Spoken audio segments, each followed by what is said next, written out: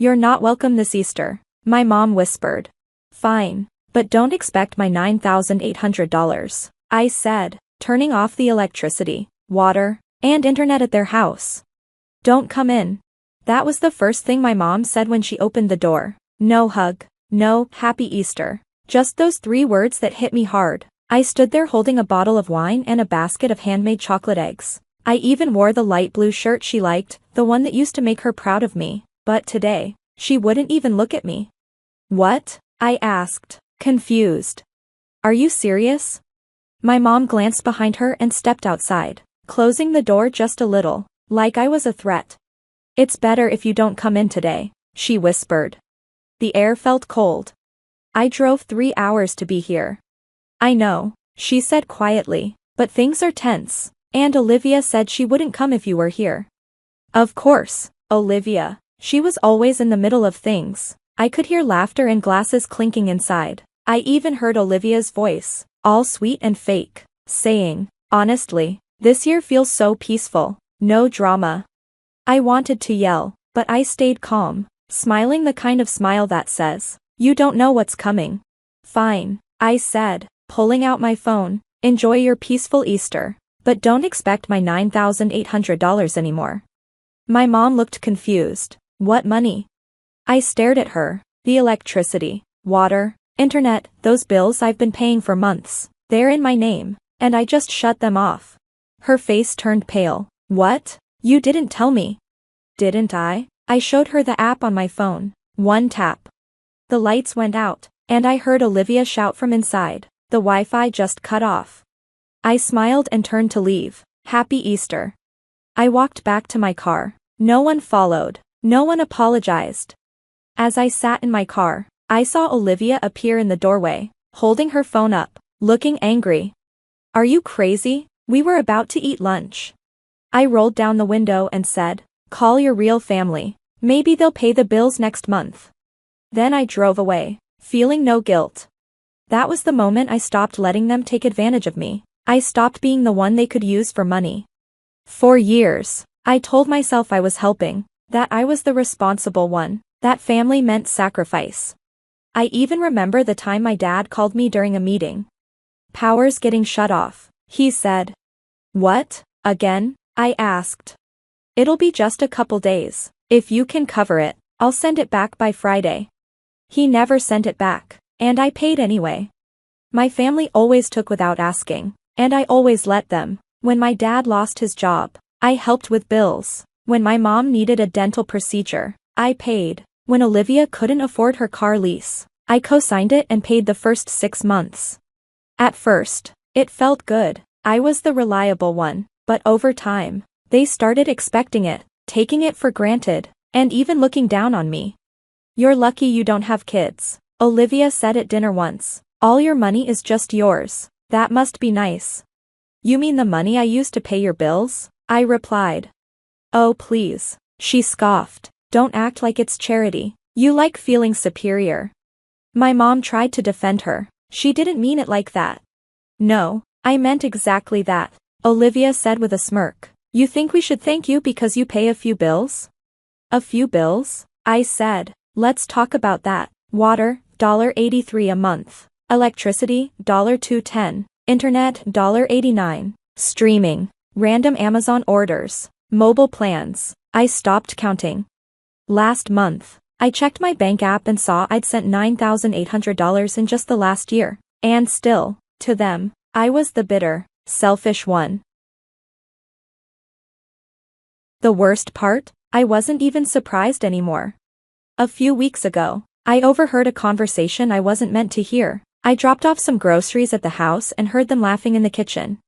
He's so uptight, Olivia said. You think paying a few bills makes him the king of the world? Mom added, he's probably just lonely. Dad said, he works too much, has all that money, but no one to spend it on. At least he's good for something, Olivia said. I'd cry if I had to pay my own internet. They all laughed. I stood frozen outside with the grocery bags. No one saw me. I turned and left without saying a word. Later that night, I canceled the autopay for their Netflix and Disney Plus. The next day, Olivia texted me. Did the Wi-Fi glitch, Or did you forget to pay again? I didn't respond, but the real breaking point came 2 months ago when I checked my bank account. I saw charges for a new MacBook, a wellness retreat, and designer clothes, all billed to the card I gave my mom for emergencies. I called her right away. Did you buy a MacBook? I asked. Oh, that was for Olivia, she said. She needed one for work. And the retreat, she was going through a rough time. Honestly, she was crying every night. Using my money? I asked. She got quiet. You make more than all of us combined, she said. It's not like you can't afford it. I hung up. 4 days. I debated confronting them, but then I remembered something Olivia had said last Thanksgiving. We all play our roles. Mine is being fabulous. Yours is paying for the turkey. Everyone laughed. I forced a smile and swallowed my pride. But now, I couldn't even look at a turkey without getting angry.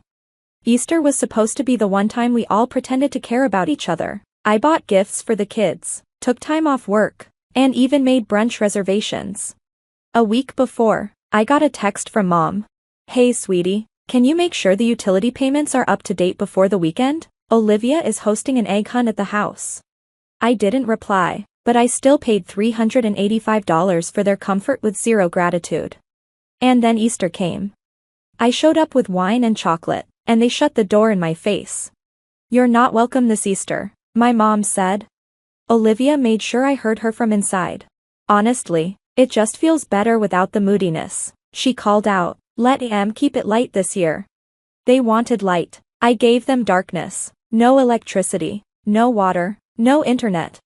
I sat in my car, watching the house go dark. The porch light flickered off. The sprinklers stopped. 5 minutes later, Olivia burst out the door, waving her phone like a weapon. What did you do? She screamed. I rolled down the window. Enjoy Easter, I said, the way you wanted, without me. Then I drove off, finally realizing that sometimes the only way to heal is to cut ties. I hadn't even made it home before the calls started. First Mom, then Dad, then Olivia again. My phone buzzed non-stop. I ignored all of them until one message from Dad made me laugh.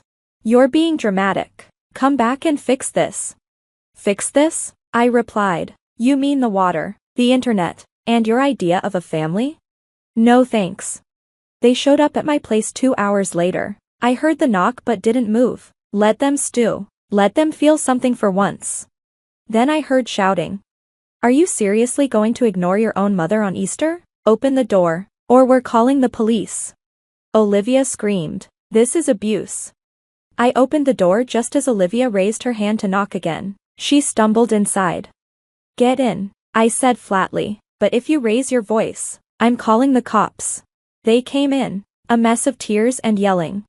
You think this is funny? We had guests over. Children, do you know what it's like to explain to a 5-year-old why the bathroom won't flush? Yeah, I said, sitting down. You told them their aunt and uncle expect me to pay for everything. Boom, silence. Mom gasped. Olivia's eyes went wide. Dad clenched his fists. How dare you speak to your family like that? Mom snapped. Family? I raised an eyebrow. The same family that told me not to come because I ruined the vibe? The same one that laughed behind my back about how useful I am? The same one that used my money like it was nothing? Dad stepped forward. You're overreacting. No, I said. I'm done reacting. I'm acting. Finally, Olivia crossed her arms. You think this makes you powerful? Cutting off the utilities just to make a point? No, I replied. This makes me free. She snorted. Honestly, you've always had this martyr complex. You want applause for paying a few bills. You mean the $9,800 I spent last year? I asked. I snapped and pointed out everything I'd been paying for: heating, therapy, her new iPhone, her fake Paris trip that was really a spa in Palm Springs. Mom's face went pale. You went through my stuff? She asked. You used my credit card for the plane ticket? I get the statements, I replied. Dad tried to change the topic. Okay, look, we've made some mistakes, he said. I interrupted. Dad, you told me I didn't belong at the table. You said Olivia deserved the help more because she has a future. You said that to my face. I was angry, he muttered. No, I said. You were honest for once. Mom reached out, begging. Sweetheart, please. We're family. Can we just reset and undo what you did? No, I said coldly, because you didn't just shut me out today. You've been shutting me out for years. You've taken what you needed, but the second I say no, I'm the villain. Olivia was shaking now, her anger turning into quiet rage. You regret this? She asked through gritted teeth. You think cutting us off will make you feel better? You'll be alone. Good, I said. Alone is better than being drained by people who smile when I walk in and spit on my name when I leave. There was silence, a heavy, uncomfortable silence. Then I stood up. Here's what's going to happen, I said calmly. You'll find another way to pay the utilities. You'll transfer the car lease off my name in 30 days. You'll stop using my Netflix, Spotify, and Amazon Prime. If you don't, I'll lock it all down permanently. You wouldn't, Dad started. Try me, I said. And, Mom, if you ever try to guilt trip me again with a "you're our son," just remember, sons deserve love, not invoices. Mom started crying. Dad looked down. Olivia, she stormed out, slamming the door so hard that a picture frame fell. I didn't care. I didn't follow, didn't try to fix anything. For the first time in my life, I didn't try to make it better. I closed the door, locked it behind them, and let out a breath. The war was over. I'd won. The silence afterward was unreal. No calls, no texts, no knocks on the door. It felt like they decided I didn't exist. And you know what? It felt amazing. For the first time in years, I woke up without that pressure in my chest, the one that whispered, "What will they need from you today?" No more checking my bank app to cover their latest emergency. No more fake group chats where they sent memes and ignored my messages. No more guilt-filled holidays where I bought gifts for everyone and got socks in return. I was free, and the silence? It was beautiful.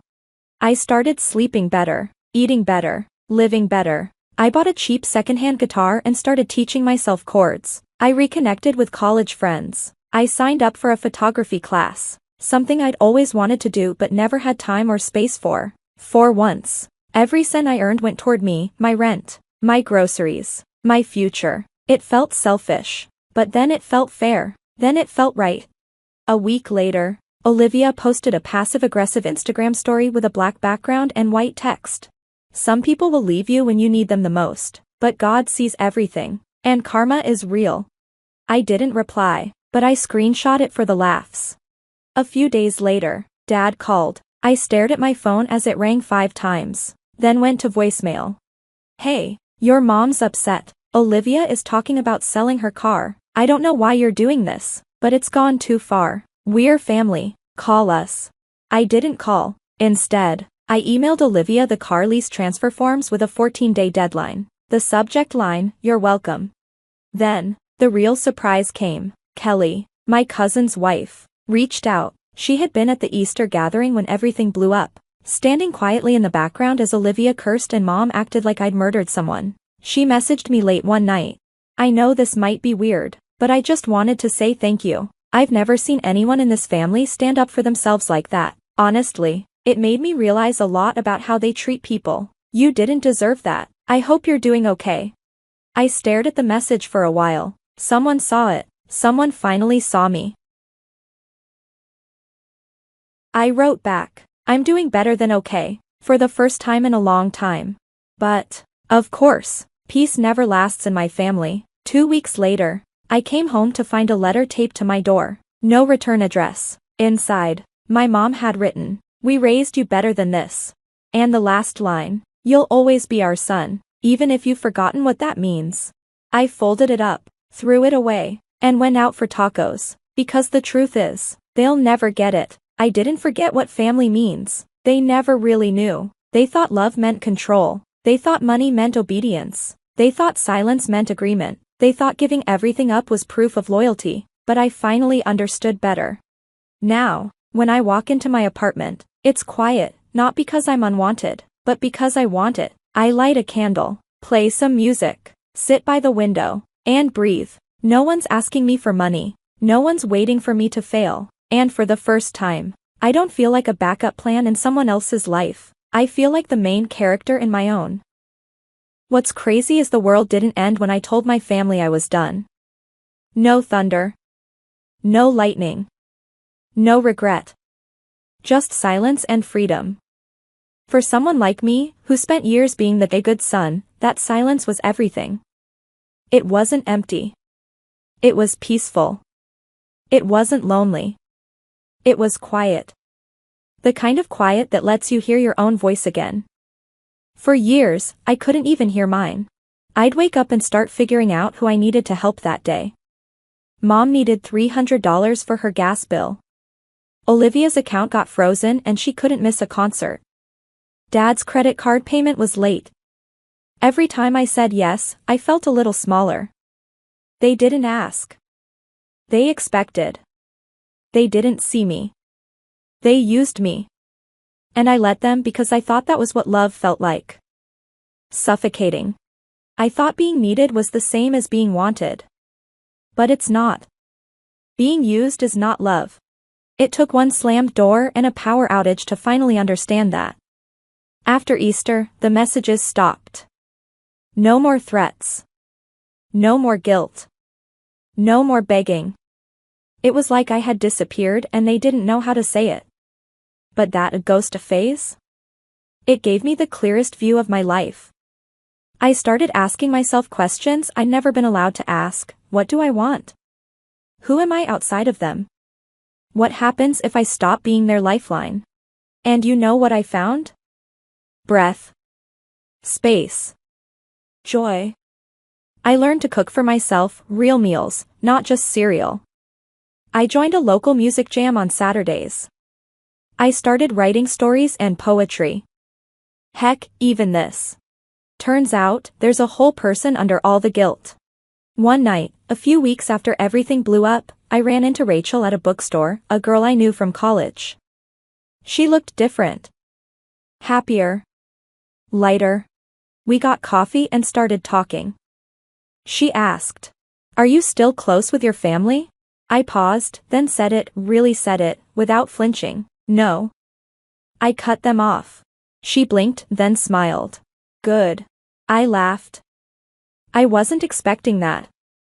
Most people just stare at me like I'm a criminal. She shrugged.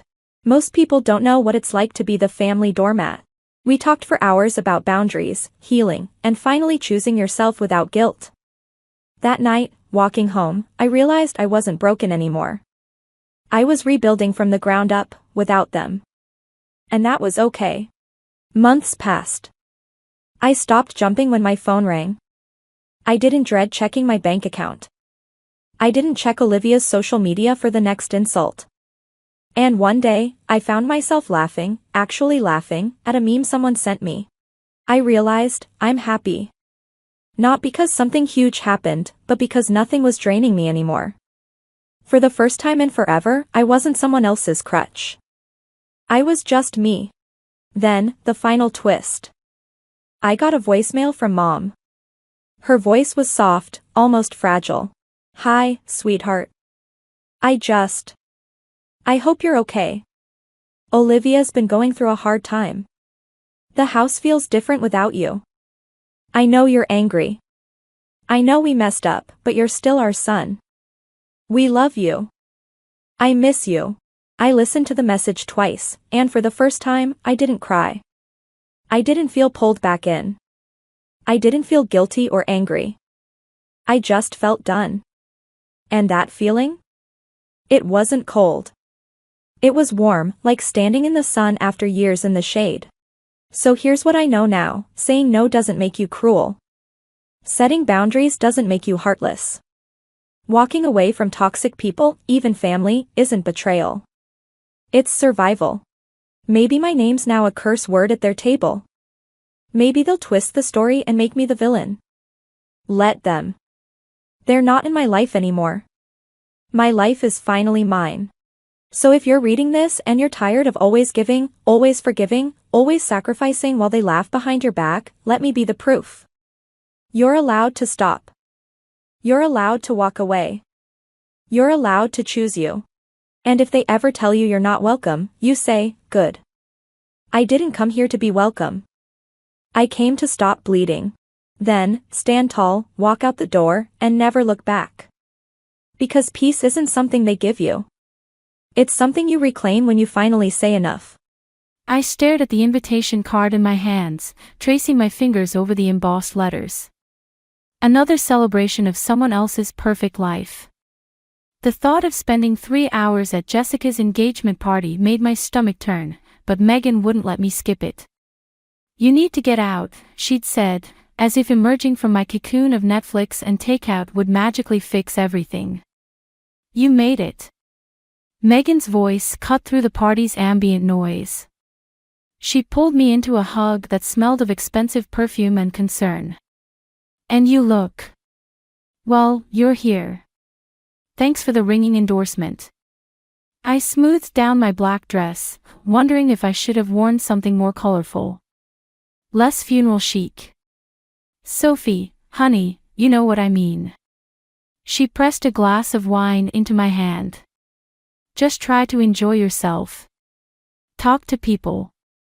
Who knows? Maybe you'll meet someone interesting. Because that worked out so well last time." The wine tasted bitter, but I drank it anyway. The party swirled around me in a blur of forced laughter and clinking glasses. I found myself drifting toward the edges, watching couples lean into each other, share private jokes, steal quick kisses. Each display of affection felt like a personal attack, a reminder of what I'd lost, or maybe never really had. "You look about as thrilled to be here as I am." I turned to find a man leaning against the wall beside me, his tie slightly loosened, holding a beer like it was a lifeline.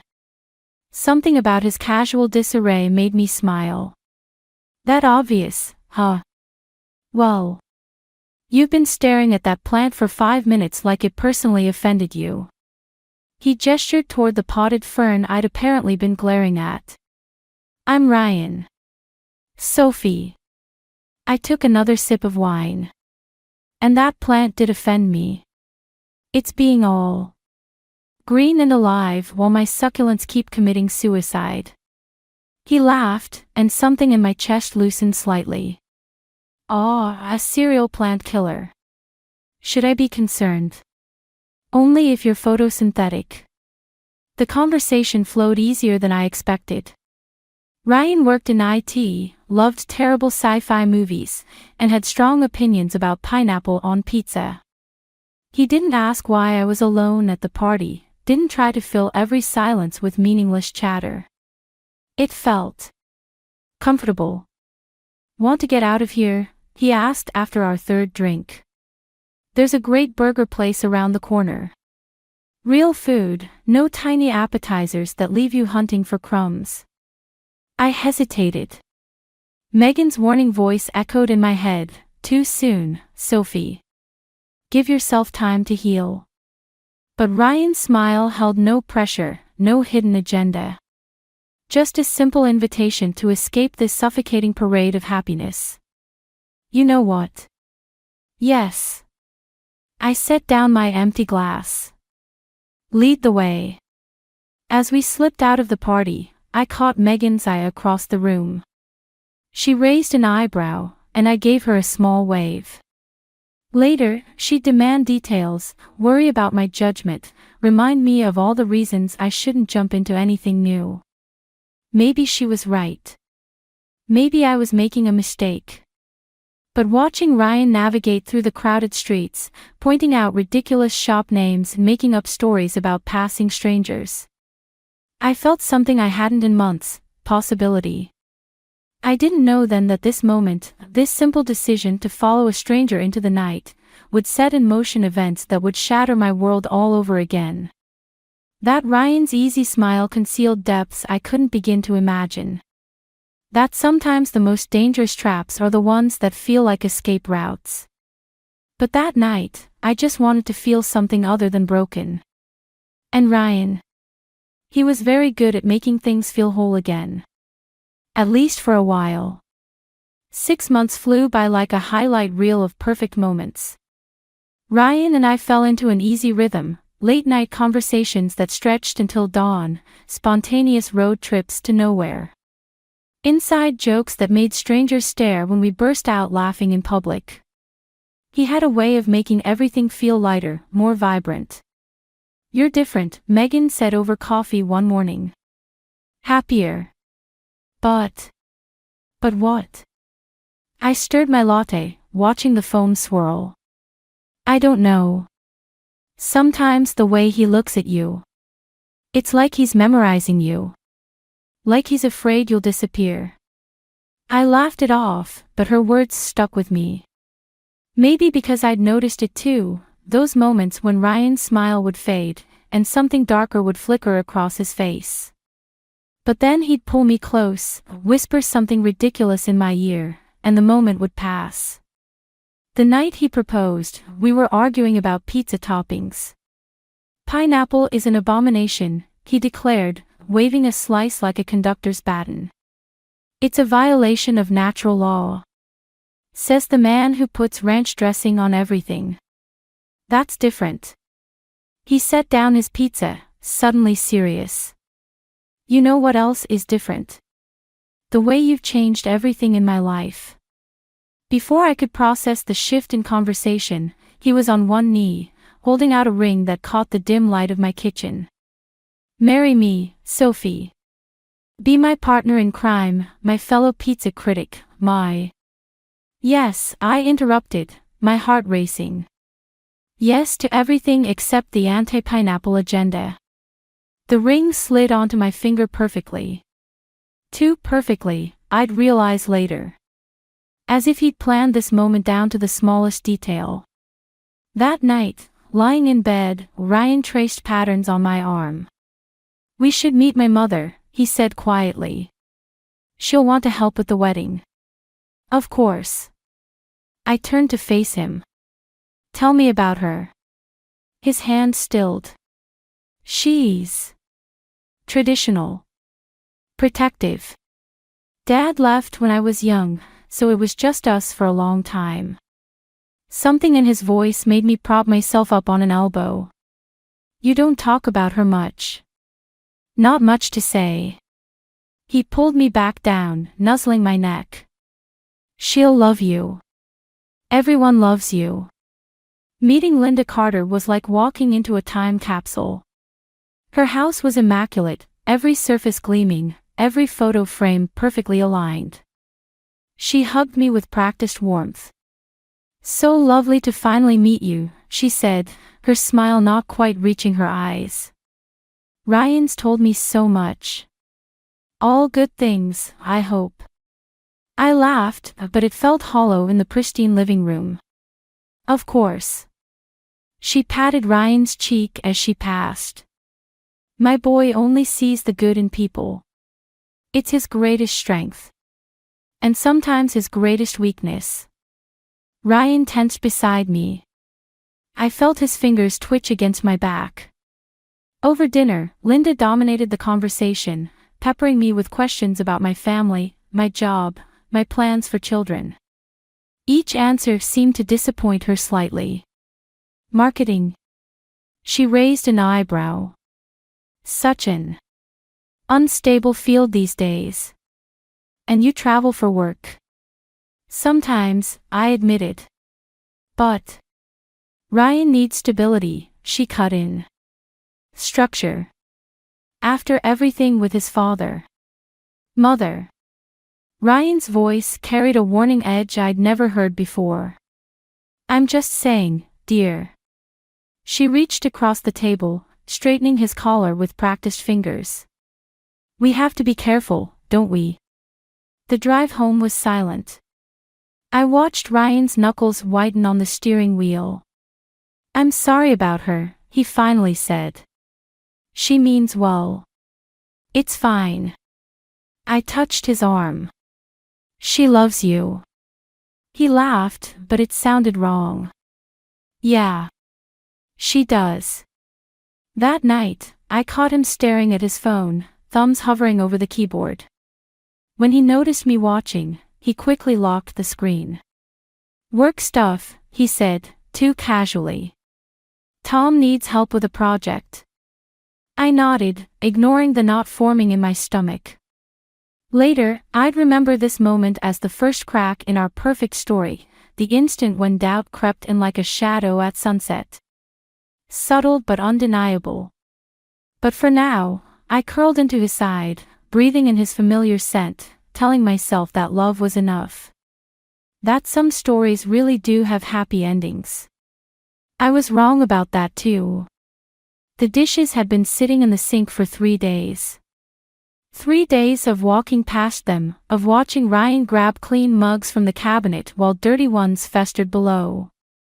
I'd stopped counting how many times I'd asked him to help with housework. His promises had become as stale as the coffee rings in those abandoned cups. "I thought you were going to handle those," I said, watching him scroll through his phone on the couch. Later. He didn't look up. "I'm dealing with a work crisis." The same excuse he'd used yesterday. And the day before. I picked up his discarded socks from the floor, fighting the urge to throw them at his head. "Tom needs help with the server migration," he added, as if reading my thoughts. "It's important. More important than our agreement about sharing responsibilities." He finally looked up, his expression shifting into that wounded puppy look I'd once found endearing. "Come on, Sophie. You know how crazy work's been lately. And my work isn't crazy. I managed to do laundry between client calls yesterday. That's different." He set down his phone. "You're just better at this stuff. More organized." The word hit me like a slap. Better at it? Or just more willing to do it while you play helpless? "I'm not playing anything." His voice took on that edge I'd been hearing more frequently. "Why are you making such a big deal about dishes?" "Because it's not about the dishes." The words exploded out of me. "It's about respect. About being partners instead of me being your replacement mother." His face darkened. "Don't bring my mother into this." "Why not? She's already here in every other way." I gestured at the living room, where he'd arranged the furniture exactly as Linda had suggested. "God forbid we make any decision without consulting her first. She's trying to help." He stood up, towering over me. "Unlike some people, who just criticize everything I do. When do you do anything?" The words tasted bitter. "Besides work and text Tom at all hours." Something flickered across his face, guilt. Fear. But it vanished so quickly I might have imagined it. "I need some air." He grabbed his keys. "Call Linda if you want help cleaning. She'd love to show you how it's done properly." The door slammed behind him. I stood in the silence, surrounded by evidence of his passive presence: half-empty water glasses, abandoned charging cables. A trail of emotional breadcrumbs leading nowhere. My phone buzzed. "Megan. How's married bliss?" she asked when I answered. "Remember when you said something felt off about Ryan?" "Which time?" I sank onto the couch. "He's different now. Or maybe he's exactly the same and I'm finally seeing it clearly." "What happened?" "Nothing. Everything." I picked at a loose thread on the cushion, another task Ryan had promised to fix. "It's like living with a ghost who leaves dirty dishes instead of rattling chains." "Have you talked to him about it?" "I've tried. He either deflects or runs to Linda." The thread came loose in my hand. "Did I tell you she called yesterday to remind me about his favorite breakfast? Apparently, I'm not cooking his eggs right." "Jesus." Megan paused. "Sophie, remember what happened with Mark? How you kept making excuses for him until..." "This is different," I cut her off, even as doubt gnawed at my certainty. "Ryan's not Mark. He's just struggling with something. And you're not his therapist." Her voice softened. "Or his mother, no matter what Linda thinks." After we hung up, I wandered into the kitchen. The dishes seemed to mock me, a porcelain monument to broken promises. I reached for the sponge, then stopped.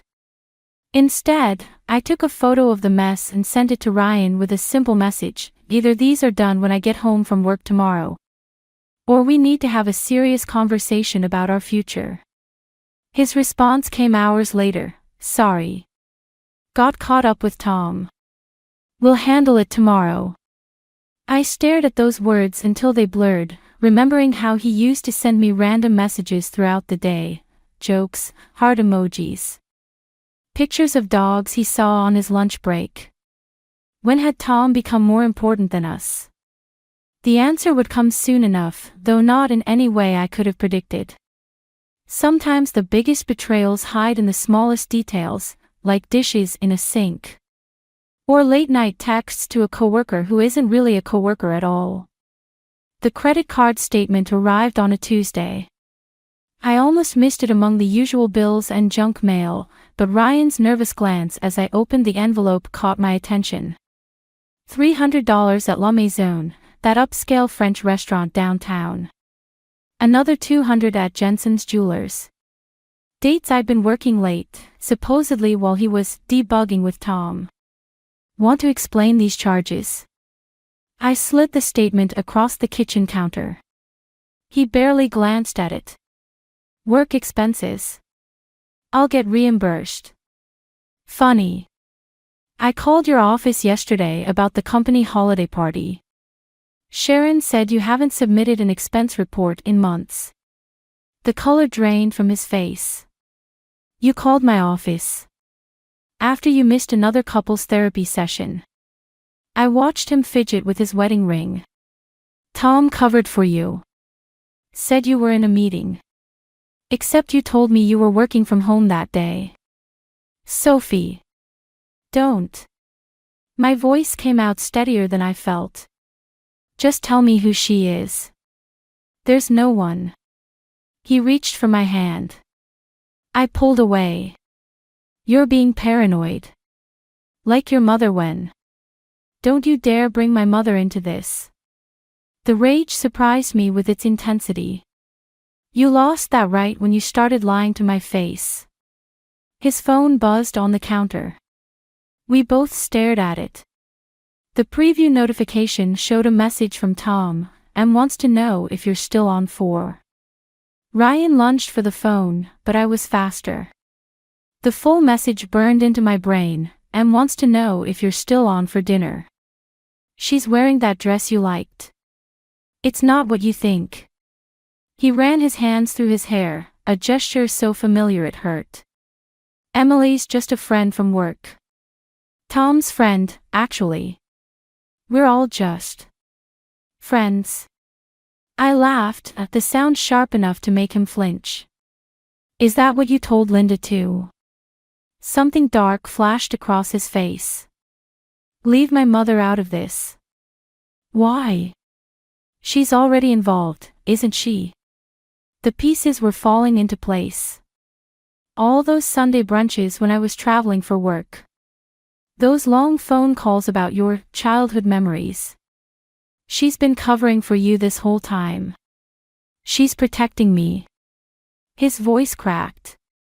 She understands that sometimes people make mistakes. Mistakes. I held up the credit card statement. This isn't a mistake, Ryan. This is a choice. Multiple choices, made over and over. He slumped against the counter, suddenly looking smaller. I never meant to hurt you. That's the problem.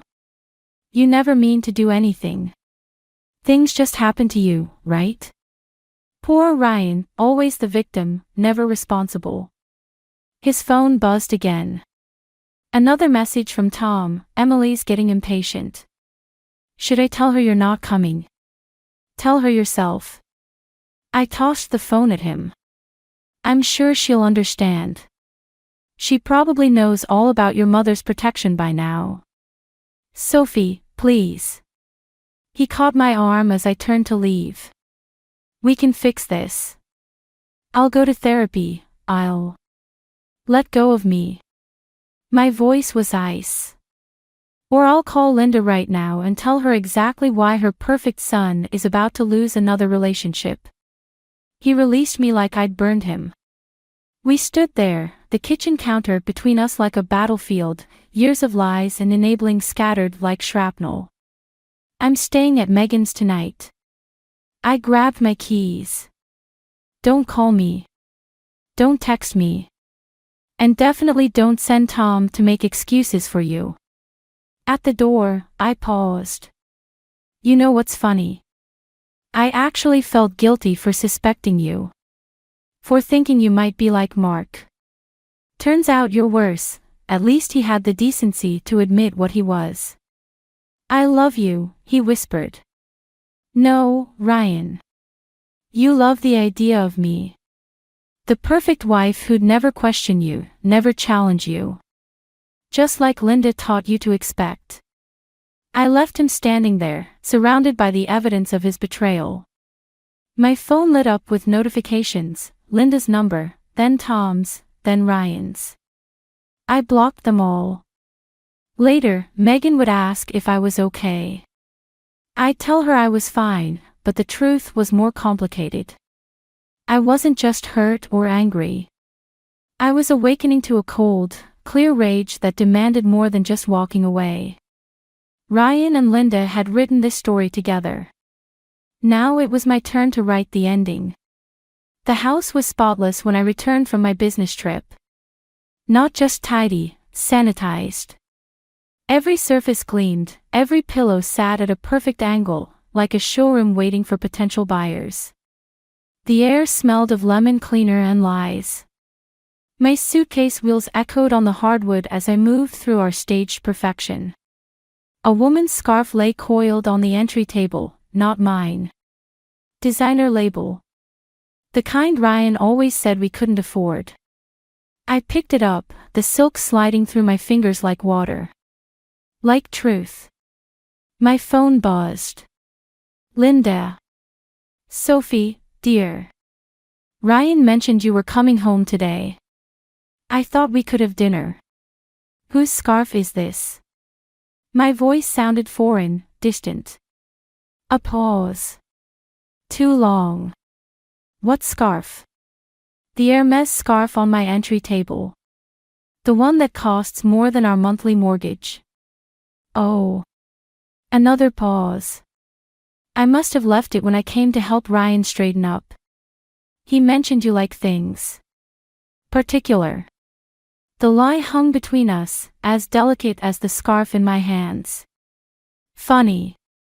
The receipt still attached. Dated yesterday. Sophie. I ended the call, letting the silence wash over me. In the kitchen, a wine glass sat in the dish rack, lipstick stains in a shade I'd never wear.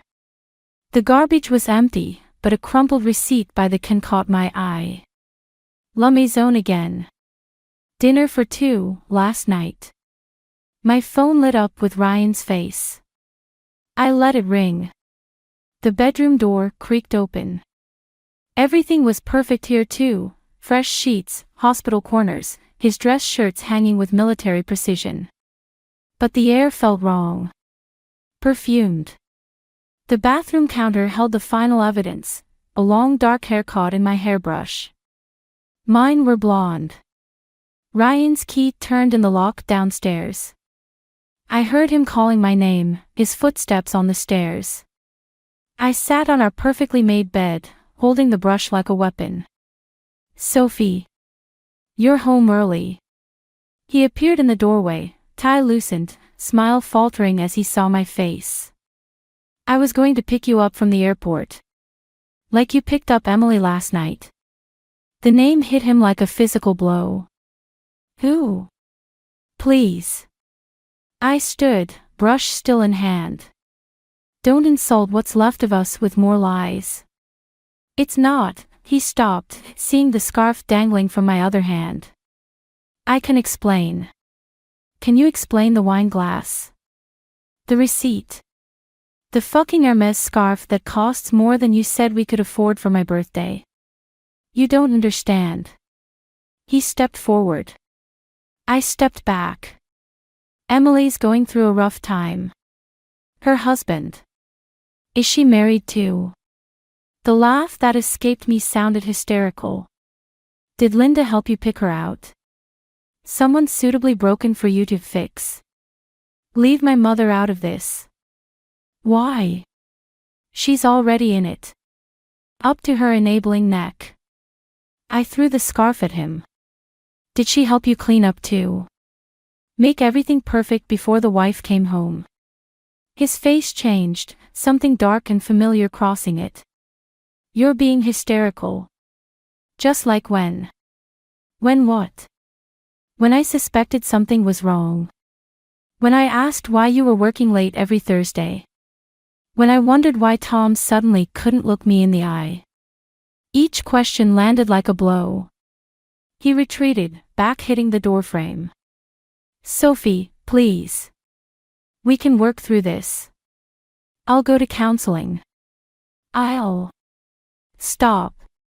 My voice cracked. Just stop pretending you want to fix this. You had months to fix it. Years. His phone buzzed in his pocket. We both froze. Answer it, I said. It's probably Emily, wondering why you're late for dinner. I love you, he whispered.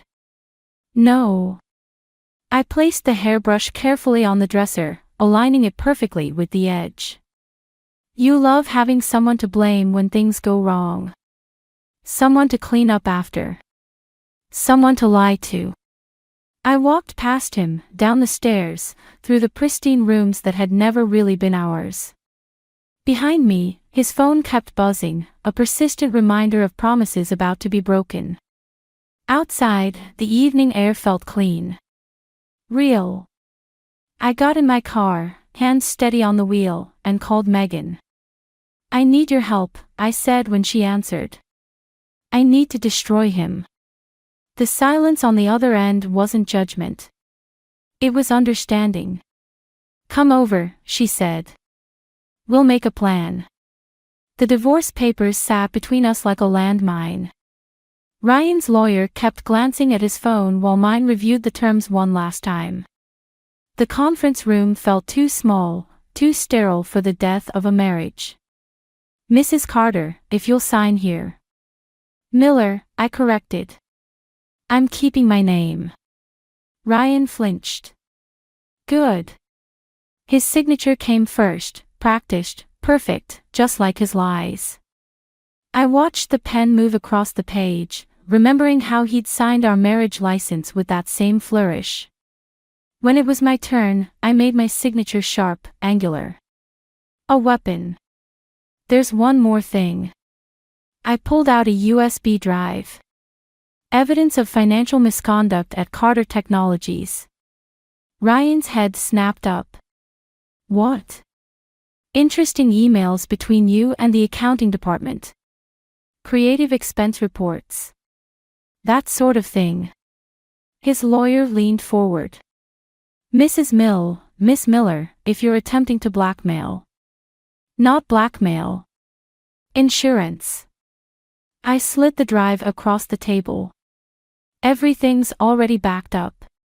I just thought Ryan should know what I found while cleaning our perfect house. The color drained from Ryan's face. You wouldn't. Like you wouldn't sleep with Emily. Like you wouldn't let your mother orchestrate our entire marriage. Sophie, please. His voice cracked. Think about what this would do to the company. To my career. I have. For 3 weeks, 4 days, and, I checked my watch, 6 hours. About as long as you thought about our marriage before destroying it. His lawyer whispered something urgent. Ryan ignored him.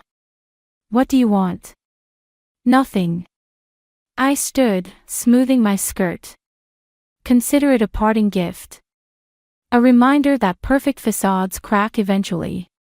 Outside, Megan waited in her car. How'd it go? He signed. I buckled my seatbelt, hands shaking. And I gave him the drive. Empty. Loaded. Every fraudulent expense report, every manipulated budget. 3 years of creative accounting, all tied to his employee ID. Jesus. Megan pulled into traffic. What if he goes to the police? With what evidence? An empty threat from his bitter ex-wife. I laughed, but it sounded hollow.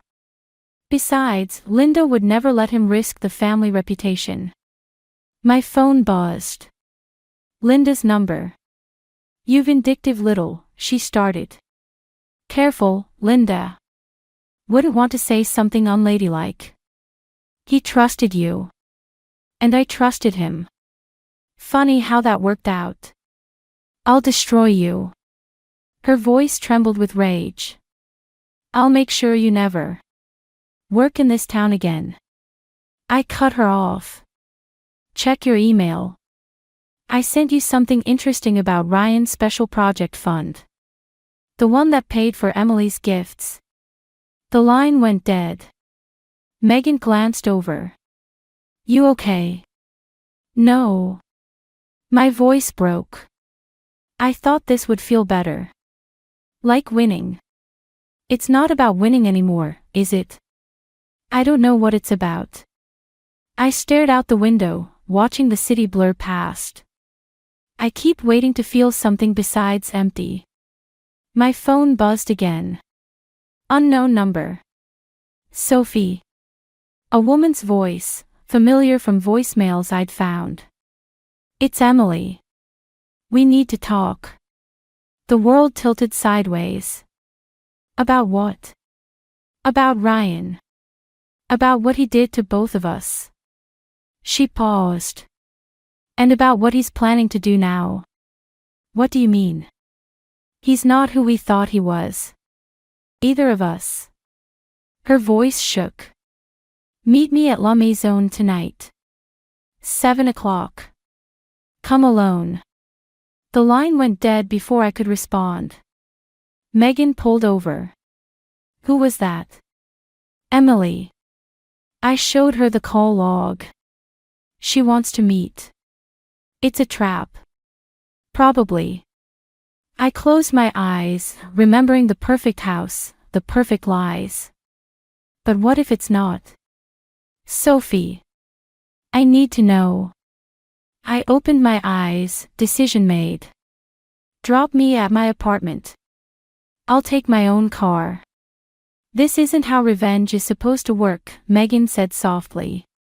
Maybe it's not about revenge anymore. I touched the divorce papers in my bag. Maybe it's about truth. The truth, I'd learn later, was far worse than any revenge I could have planned. But sitting there, watching the city lights come on, I still believed in answers. In closure. In the possibility that understanding why might hurt less than not knowing it all. I was wrong about that too. Emily wasn't at La Maison. Instead, I found Megan waiting at the bar, her face ashen. Ryan's in the hospital, she said before I could speak. Psychiatric hold. He tried to, she stopped, hands trembling around her wine glass. The world tilted sideways. When? An hour ago. Tom found him in the office. She pulled out her phone, showing me a text. He left notes. For you, Linda. Emily. My revenge fantasy crumbled like ash in my mouth.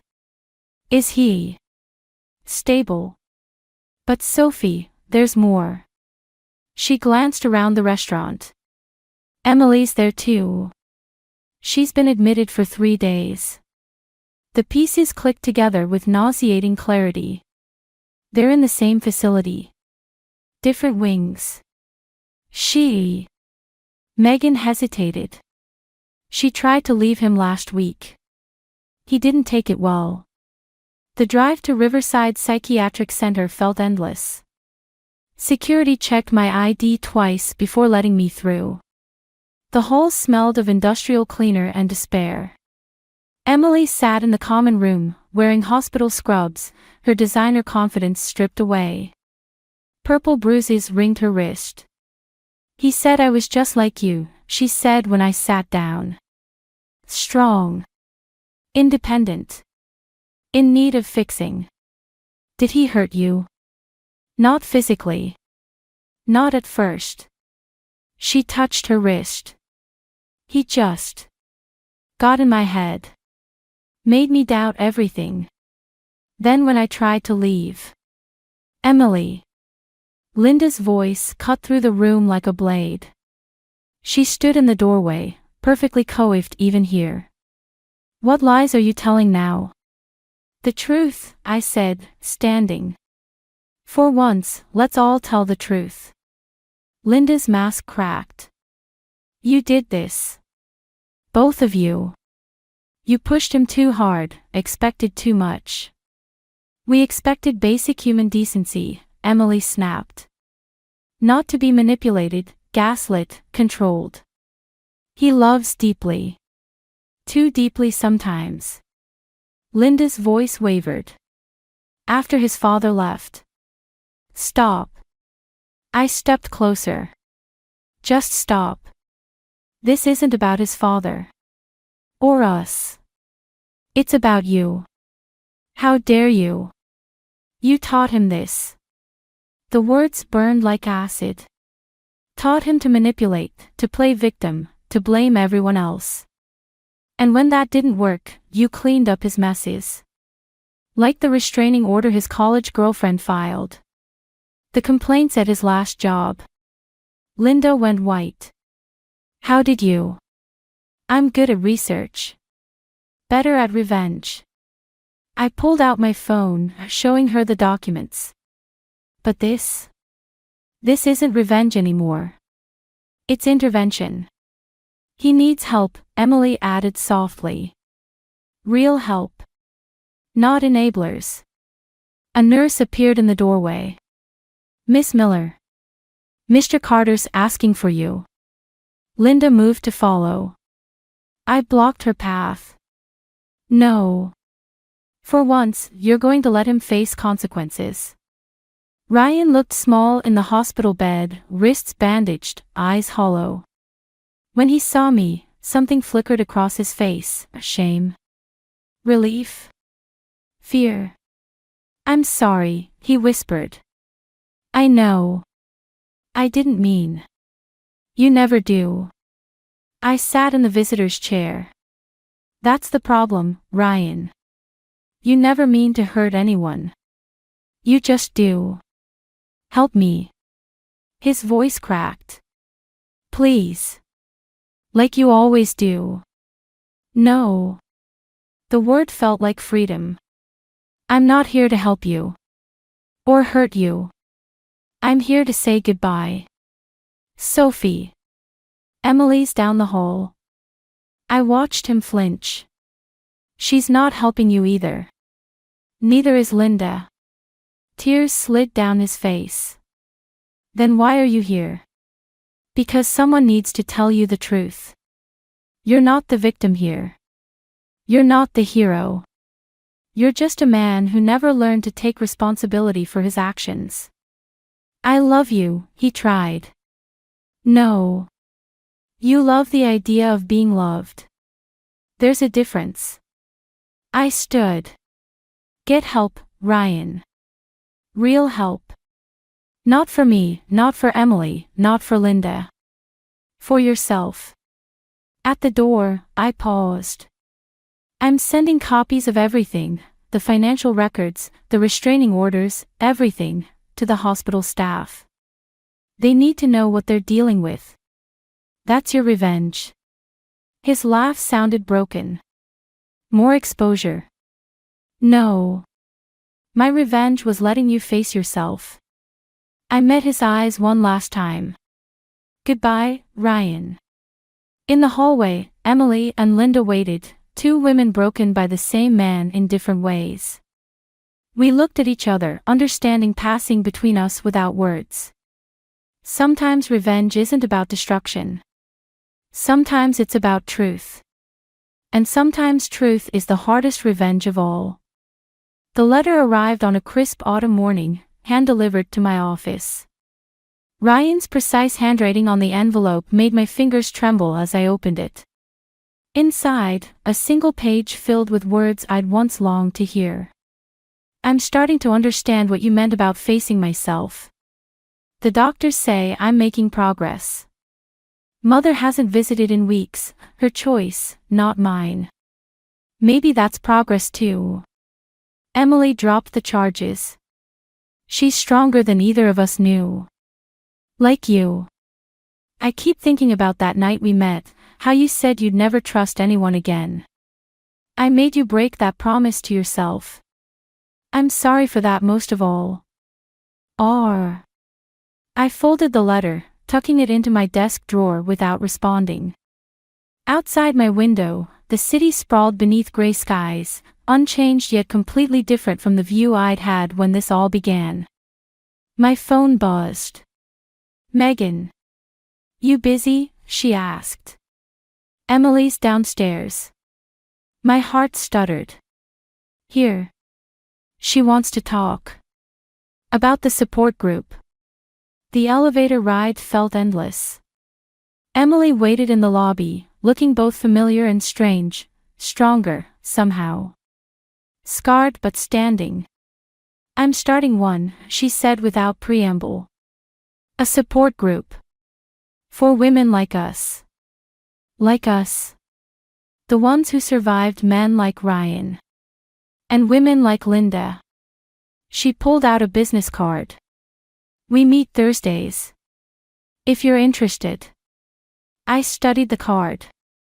Why me? Because you did what I couldn't. You saw through him without losing yourself. She touched her wrist, where the bruises had faded but the memory hadn't. And because sometimes revenge isn't enough. Sometimes we need to turn it into something else. My phone buzzed again. Linda's number. Take it, Emily said. I'll wait. Linda's voice sounded older, tired. Ryan's being released next week.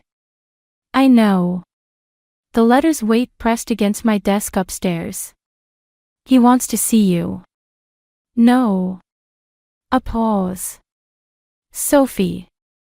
You don't get to ask me for anything anymore, Linda. Neither does he.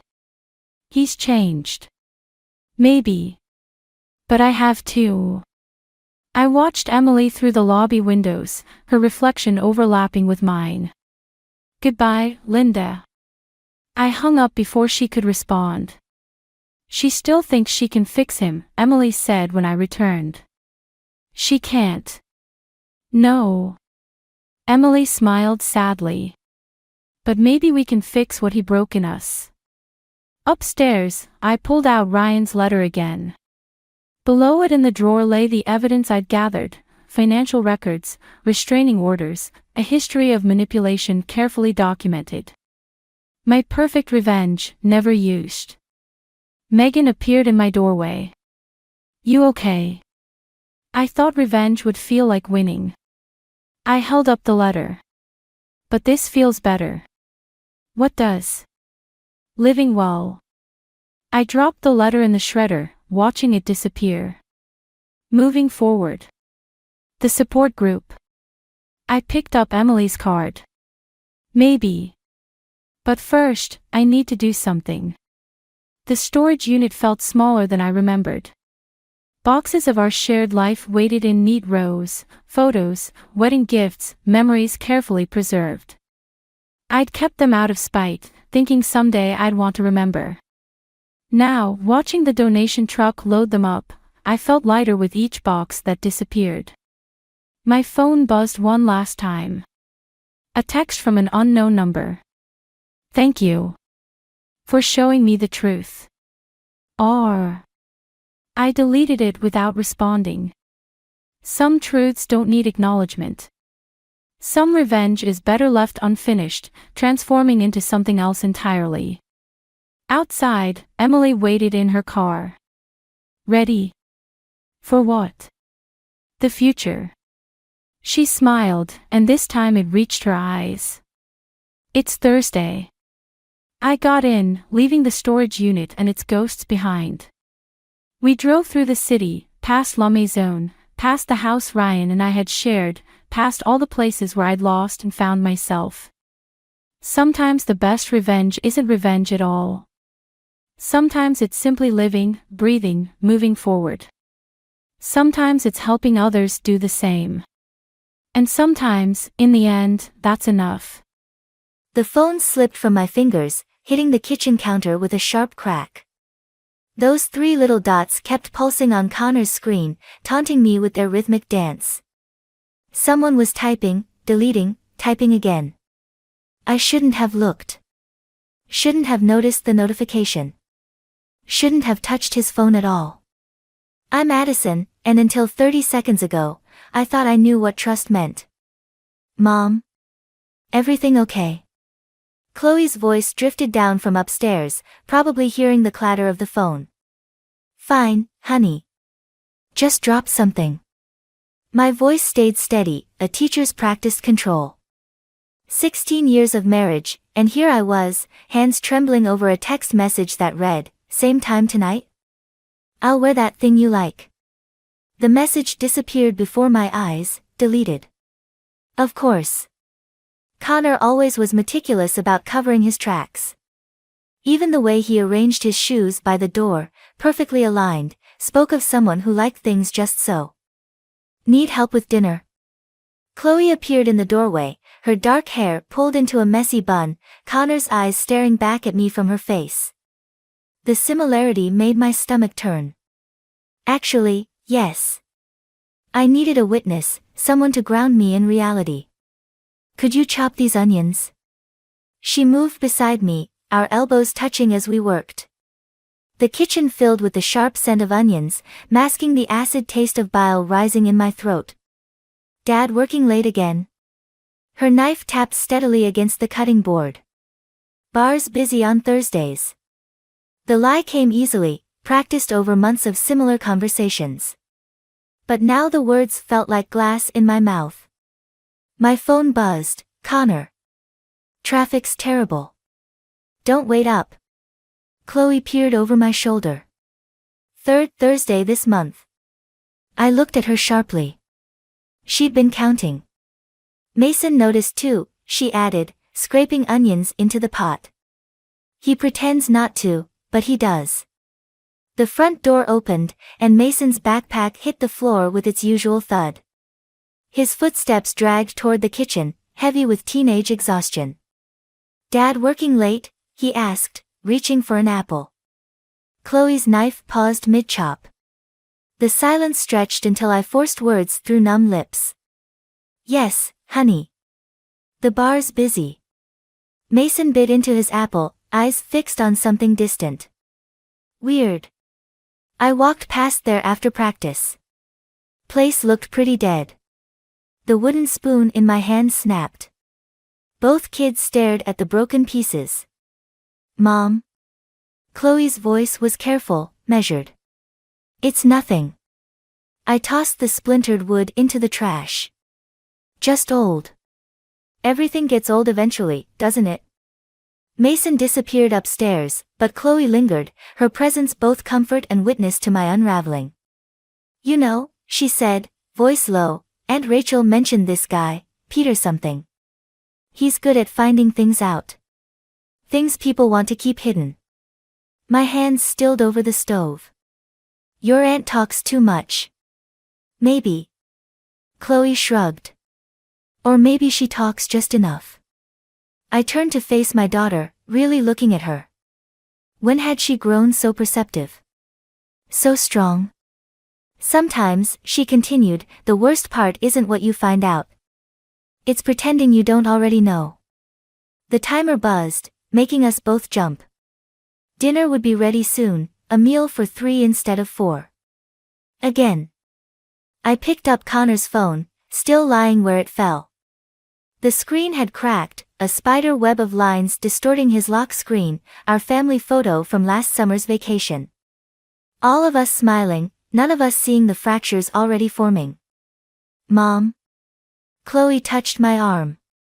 What are you going to do?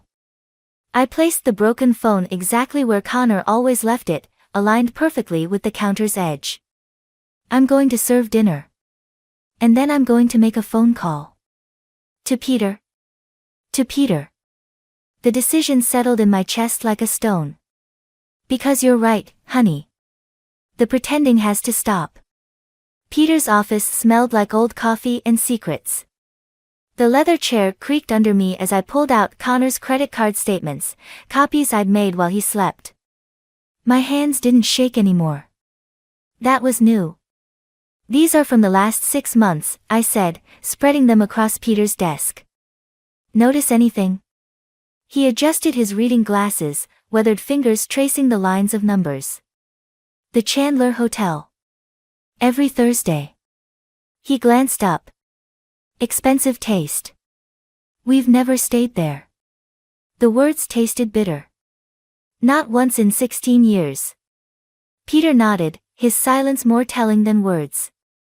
I'd known him since before Connor, back when he'd helped my sister through her divorce. Now here I was, following her footsteps. My phone buzzed. Connor. Running late tonight. Business meeting. Of course you are, I muttered, switching the phone off. Have you confronted him? Peter gathered the statements into a neat pile. Not yet. The door opened, cutting me off. Jenna stood in the doorway, her college backpack slung over one shoulder. Uncle Peter, I brought those files oh. Her eyes widened. Aunt Addison. The room suddenly felt too small. Jenna, my niece, Connor's part-time bartender, the girl who'd practically grown up in our house, shifted uncomfortably. Just dropping off some paperwork, I said, too quickly.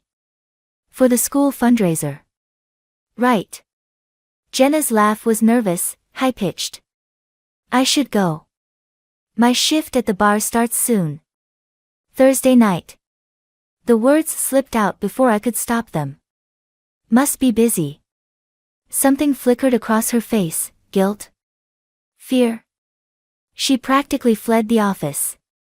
Peter watched her go, his expression unreadable. That's interesting. What is? The bar's closed on Thursdays. Has been for months. Renovation work. The room tilted sideways. I gripped the edge of his desk, knuckles white. Connor told me. He said. I know what he said. Peter's voice was gentle. Question is, what are you going to do about it? My phone lit up again, Chloe. Mom, Dad's home early. He's asking questions about where you are.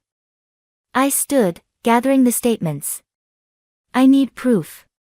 Real proof. Addison. Peter's tone made me pause. Be careful. Sometimes the truth is worse than we imagine. At home, Connor was in the kitchen, cooking. He only cooked when he felt guilty. Where were you? His smile was perfect, practiced. I tried calling. Parent-teacher conferences. The lie came easily now. You know how it is. He nodded, stirring something that smelled like garlic and deception. Jenna's coming for dinner. Thought it would be nice, family time. My heart stopped. Jenna? Yeah, she seemed upset earlier. Said she could use some family support. Chloe appeared in the doorway, her eyes finding mine. I invited Mason's friend over too. For support. Connor's spatula paused mid-stir. What friend? Jake. His dad's a lawyer. Chloe's voice was innocent, but her message was clear. She was building witnesses. The more the merrier, I said, matching Connor's smile with one of my own. Two could play at this game of perfect families. Later, as everyone gathered around the dinner table, I watched. Watched how Jenna wouldn't meet my eyes.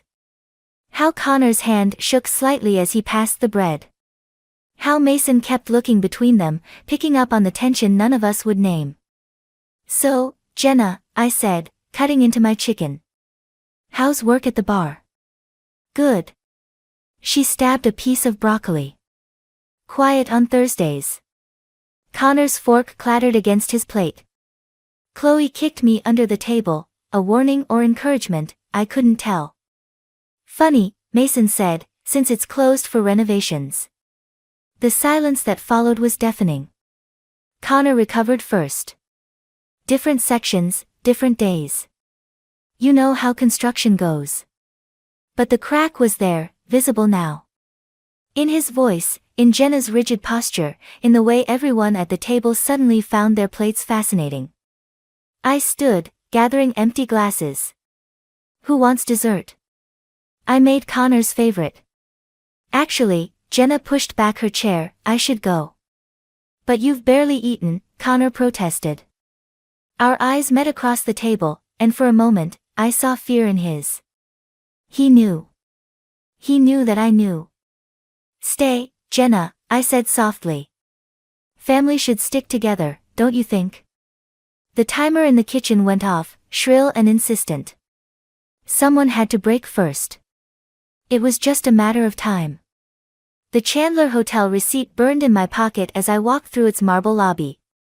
Everything gleamed, the floors, the fixtures, the fake smiles of the staff. The kind of place that charged extra for secrets. Can I help you?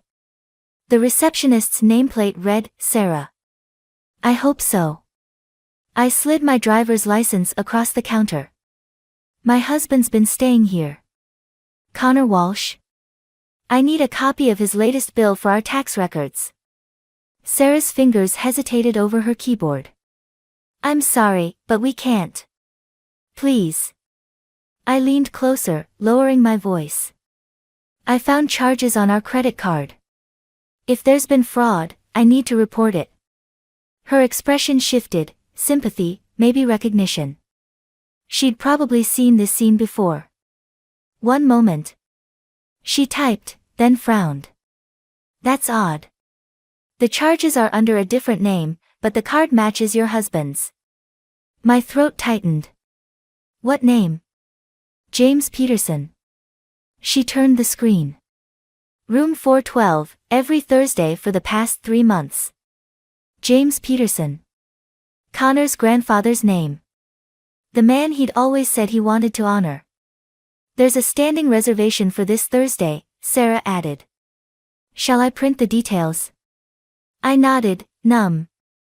The printer hummed, spitting out paper that felt like sandpaper in my hands. My phone buzzed, Peter. Got something. Meet me at the bar. The bar was dark, closed for renovations, that showed no sign of progress. Peter waited in his car across the street. Look at this. He handed me a manila envelope. Inside were photos, Connor entering the hotel, Jenna following 20 minutes later. Both carrying overnight bags. When? Last Thursday. Peter's voice was gentle. There's more. The next photo showed Connor at an ATM, withdrawing cash. Then at a jewelry store, emerging with a small bag. The bracelet, I whispered. The one Jenna had been wearing at dinner. Addison. Peter touched my arm. The hotel receipts, the jewelry, it's not the whole story. Look at the last photo. It was grainy, taken through a window. Connor and Jenna at a table, papers spread between them. One looked like a passport. He's planning something, Peter said. Something bigger than an affair. My phone lit up, Connor. Working late again. Don't wait up. I looked at the hotel reservation in my hand. 3 hours from now, room 412. I need to see that room. Peter's eyes widened. Addison, don't. Sarah will help me. My voice sounded strange, distant. She understands. The hotel key card felt heavy in my hand. Sarah had barely hesitated when I explained. Another woman who knew the taste of betrayal. Room 412 was pristine, waiting for its Thursday guests. I moved through it like a ghost, touching nothing, seeing everything. 2 water glasses by the bed. A forgotten hair tie on the bathroom counter. Jenna's brand. The closet door was ajar. Inside, a small safe stood open. Empty, except for a folded paper that had slipped behind it. My hands shook as I retrieved it. A bank statement from the Cayman Islands. Connor's grandfather's name again, but recent dates. Large deposits. My phone buzzed again. Chloe, Mom, where are you? Dad came home, but left again. He's acting weird. Then Mason, Mom, I heard Dad on the phone. Something about tickets. And finally Peter, get out of there. Now. Footsteps in the hallway. Keys jingling. I slipped into the bathroom, heart pounding. The door opened. You're early. Connor's voice. Had to make sure everything was ready. Jenna. Tickets are confirmed. Once the transfer clears next week, we're gone. What about Addison? The kids? A pause. They'll be fine. The divorce papers are ready. She'll get the house, enough money to keep quiet. She's not stupid, Connor. She knows something's wrong. By the time she figures it out, we'll be gone.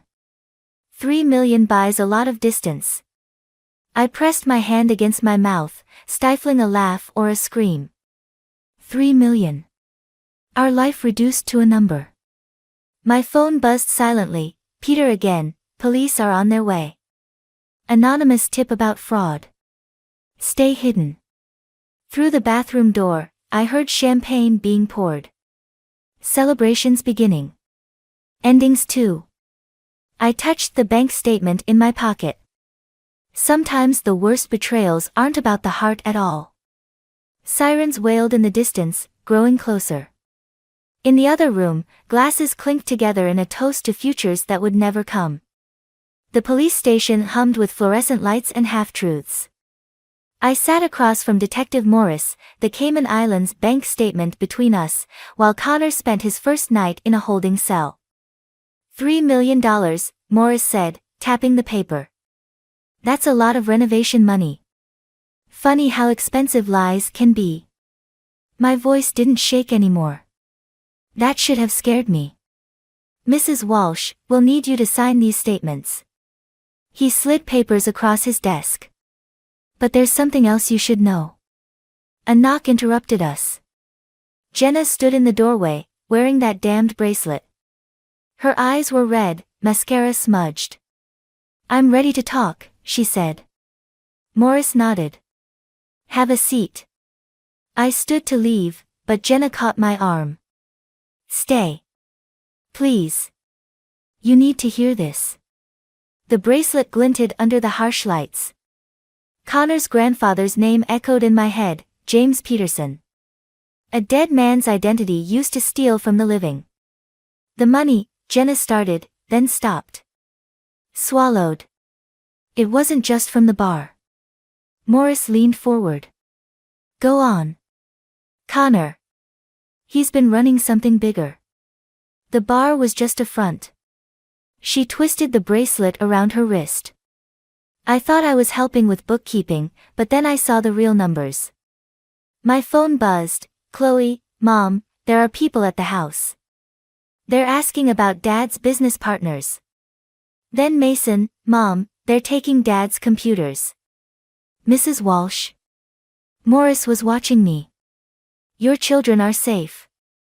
We have officers there. Jenna's voice cracked. I'm so sorry, Aunt Addison. He said if I didn't help, he'd tell everyone about the accident. What accident? She pulled up her sleeve. Above the bracelet, a long scar traced her forearm. Last year, at the bar. A customer got rough. Connor. He handled it. Said he'd protect me, but then he started asking for favors. The room tilted sideways. Connor, my Connor, who color-coded his sock drawer and remembered every anniversary. Who apparently buried bodies and laundered money. The hotel meetings, I said, were for business. Jenna's laugh was hollow. The kind you can't do in broad daylight. Morris spread out more papers. We've traced connections to 3 other establishments, all using the same pattern. My phone lit up again. Peter, don't react. Connor made bail. His brother posted it. The brother we hadn't spoken to in 5 years. The one Connor said was trouble. Detective, my voice was steady, I need protection for my children. Already arranged.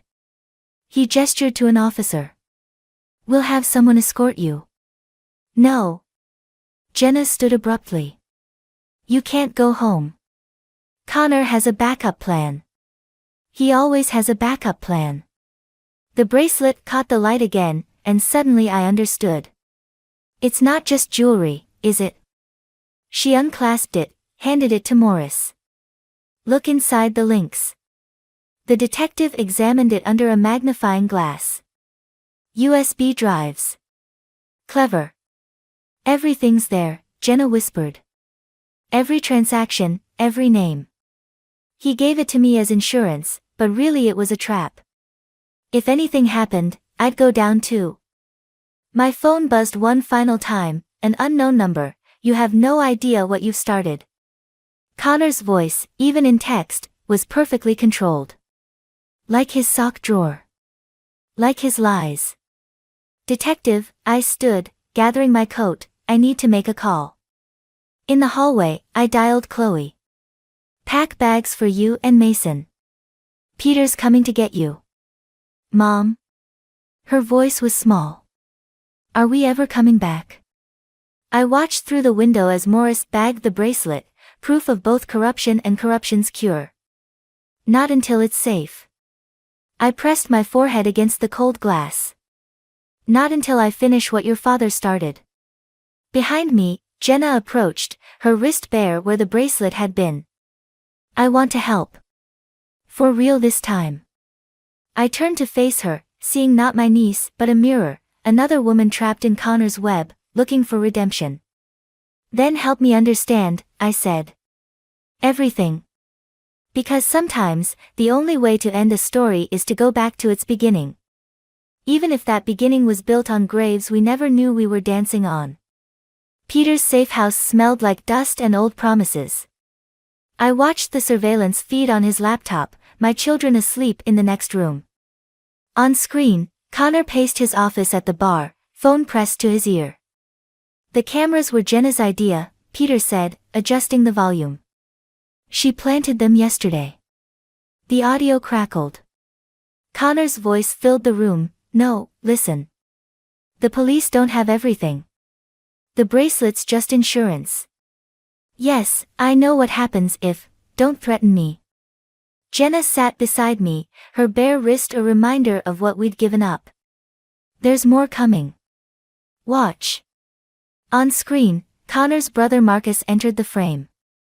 The prodigal son, returned at last. You promised this would be clean, Marcus said. Now the cops are crawling everywhere. Addison doesn't know the whole story. Connor's laugh was ugly. She thinks it's just about money and a cheap affair. Let her. My fingers curled into fists. Beside me, Jenna tensed. And the kids? Marcus asked. Leverage, if I need it. Connor straightened his perfectly pressed shirt. Addison won't risk them. The laptop screen cracked under my grip. Peter gently pried my hands away. Mom?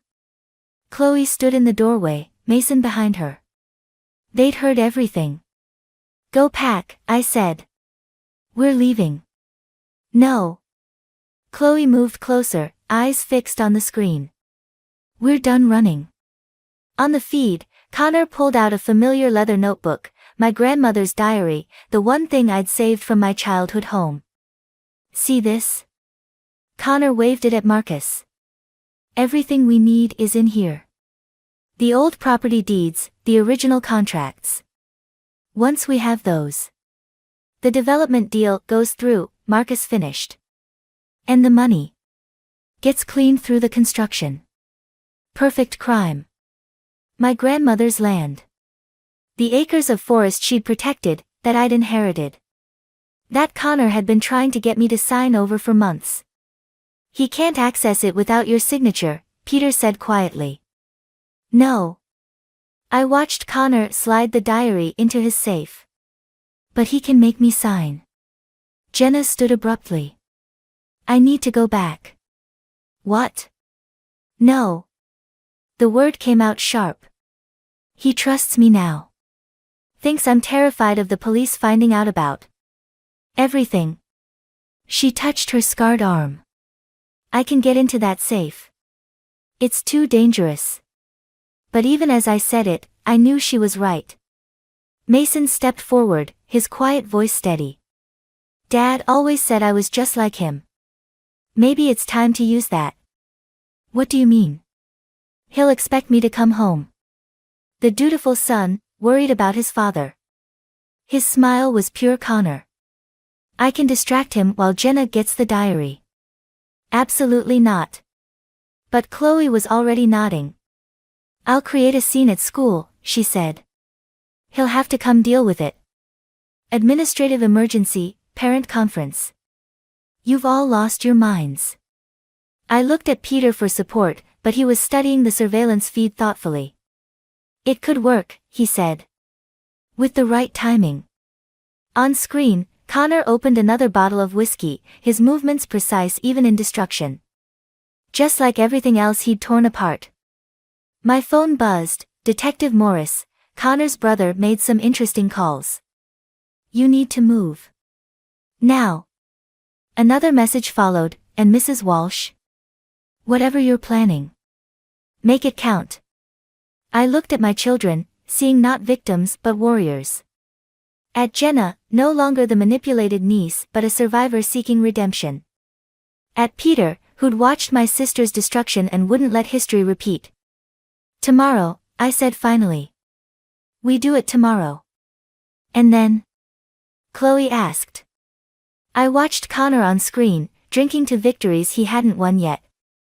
Then we take everything. Not just the diary or the evidence. Everything. Because sometimes revenge isn't about destruction. Sometimes it's about reconstruction, building something stronger from the ashes of what was burned. Mom? Mason's voice was soft. Are we bad people for doing this? No, honey. I pulled him close, feeling Chloe and Jenna join the embrace. We're just finally playing by his rules. On the laptop, Connor raised his glass in a silent toast, unaware that his perfect plan was about to meet its perfect destruction. The plan fell apart like everything else in my life, quickly and without mercy. I stood in Connor's office, my grandmother's diary clutched to my chest, while Mason lay unconscious on the floor. The cut above his eye still bled. Sit down, Addison. Connor's voice was silk over steel. The gun in his hand didn't waver. He's 14, I whispered. He's your son. He's a liability. Like mother, like son. He gestured to the chair. Now sit. Through the office window, I could see Jenna being led away by Marcus, her attempt to crack the safe having failed spectacularly. Chloe's diversionary tactic at school had only bought us minutes, not the hours we'd needed. The diary. Connor held out his free hand. Unless you want Mason to wake up with more than just a headache. My fingers traced the worn leather cover. Inside were the property deeds, the contracts, my grandmother's legacy. And now, Connor's ticket to millions. You never loved me, did you? The question surprised us both. His laugh was familiar, yet strange. I loved what you represented. The perfect wife, the perfect cover. He stepped closer. Sign the papers, and this ends quietly. Like that customer at the bar. The one Jenna told me about. Something flickered in his eyes. She should have kept her mouth shut. Like you kept quiet about the money laundering. The development deals. Careful, darling. The gun shifted toward Mason. You're not the only one with evidence. My phone buzzed in my pocket. Peter's signal, the police were in position. I just needed to keep Connor talking. Why Jenna? The question had haunted me for weeks. Because she was easy. Vulnerable. Just like you were, 16 years ago. His smile turned cruel. Remember? The grieving teacher, so lost after her grandmother's death. So eager for someone to take control. Mason stirred, groaning. Connor's finger tightened on the trigger. The papers, Addison. Now. I placed the diary on his desk, opened it to the marked page. My hands didn't shake as I picked up the pen. That's my girl. Connor's voice dripped satisfaction. Always so. The window exploded inward. Connor fired, once, twice. I threw myself over Mason as glass rained down. Police. Drop the weapon. But Connor was already moving, grabbing the diary with one hand, shooting with the other. I heard Peter shout, heard returning fire. Then silence. I lifted my head. Connor was gone, taking the diary with him. Blood stained the carpet where I knelt, Mason's, mine, maybe both. Mom? Mason's eyes fluttered open. Did we get it? I helped him sit up, checking his wound. No, baby. We didn't. But I saw Jenna. He winced. Before Dad hit me. She had something in her hand. Peter burst through the door, gun drawn. Addison. Are you? He's gone. I pressed my sleeve against Mason's cut. He has the diary. Peter holstered his weapon, a strange smile playing at his lips. Does he? From his jacket, he pulled out familiar worn leather. My grandmother's diary. How? The one Connor took was a copy. Jenna appeared in the doorway, Marcus notably absent. We switched them last week. The real documents are safe. But the safe. My head spun. The plan was exactly what Connor expected. Peter helped Mason to his feet. So we gave him what he wanted to see. Through the broken window, sirens wailed. Connor would be running, thinking he had won. Thinking he had destroyed me one final time. Mom?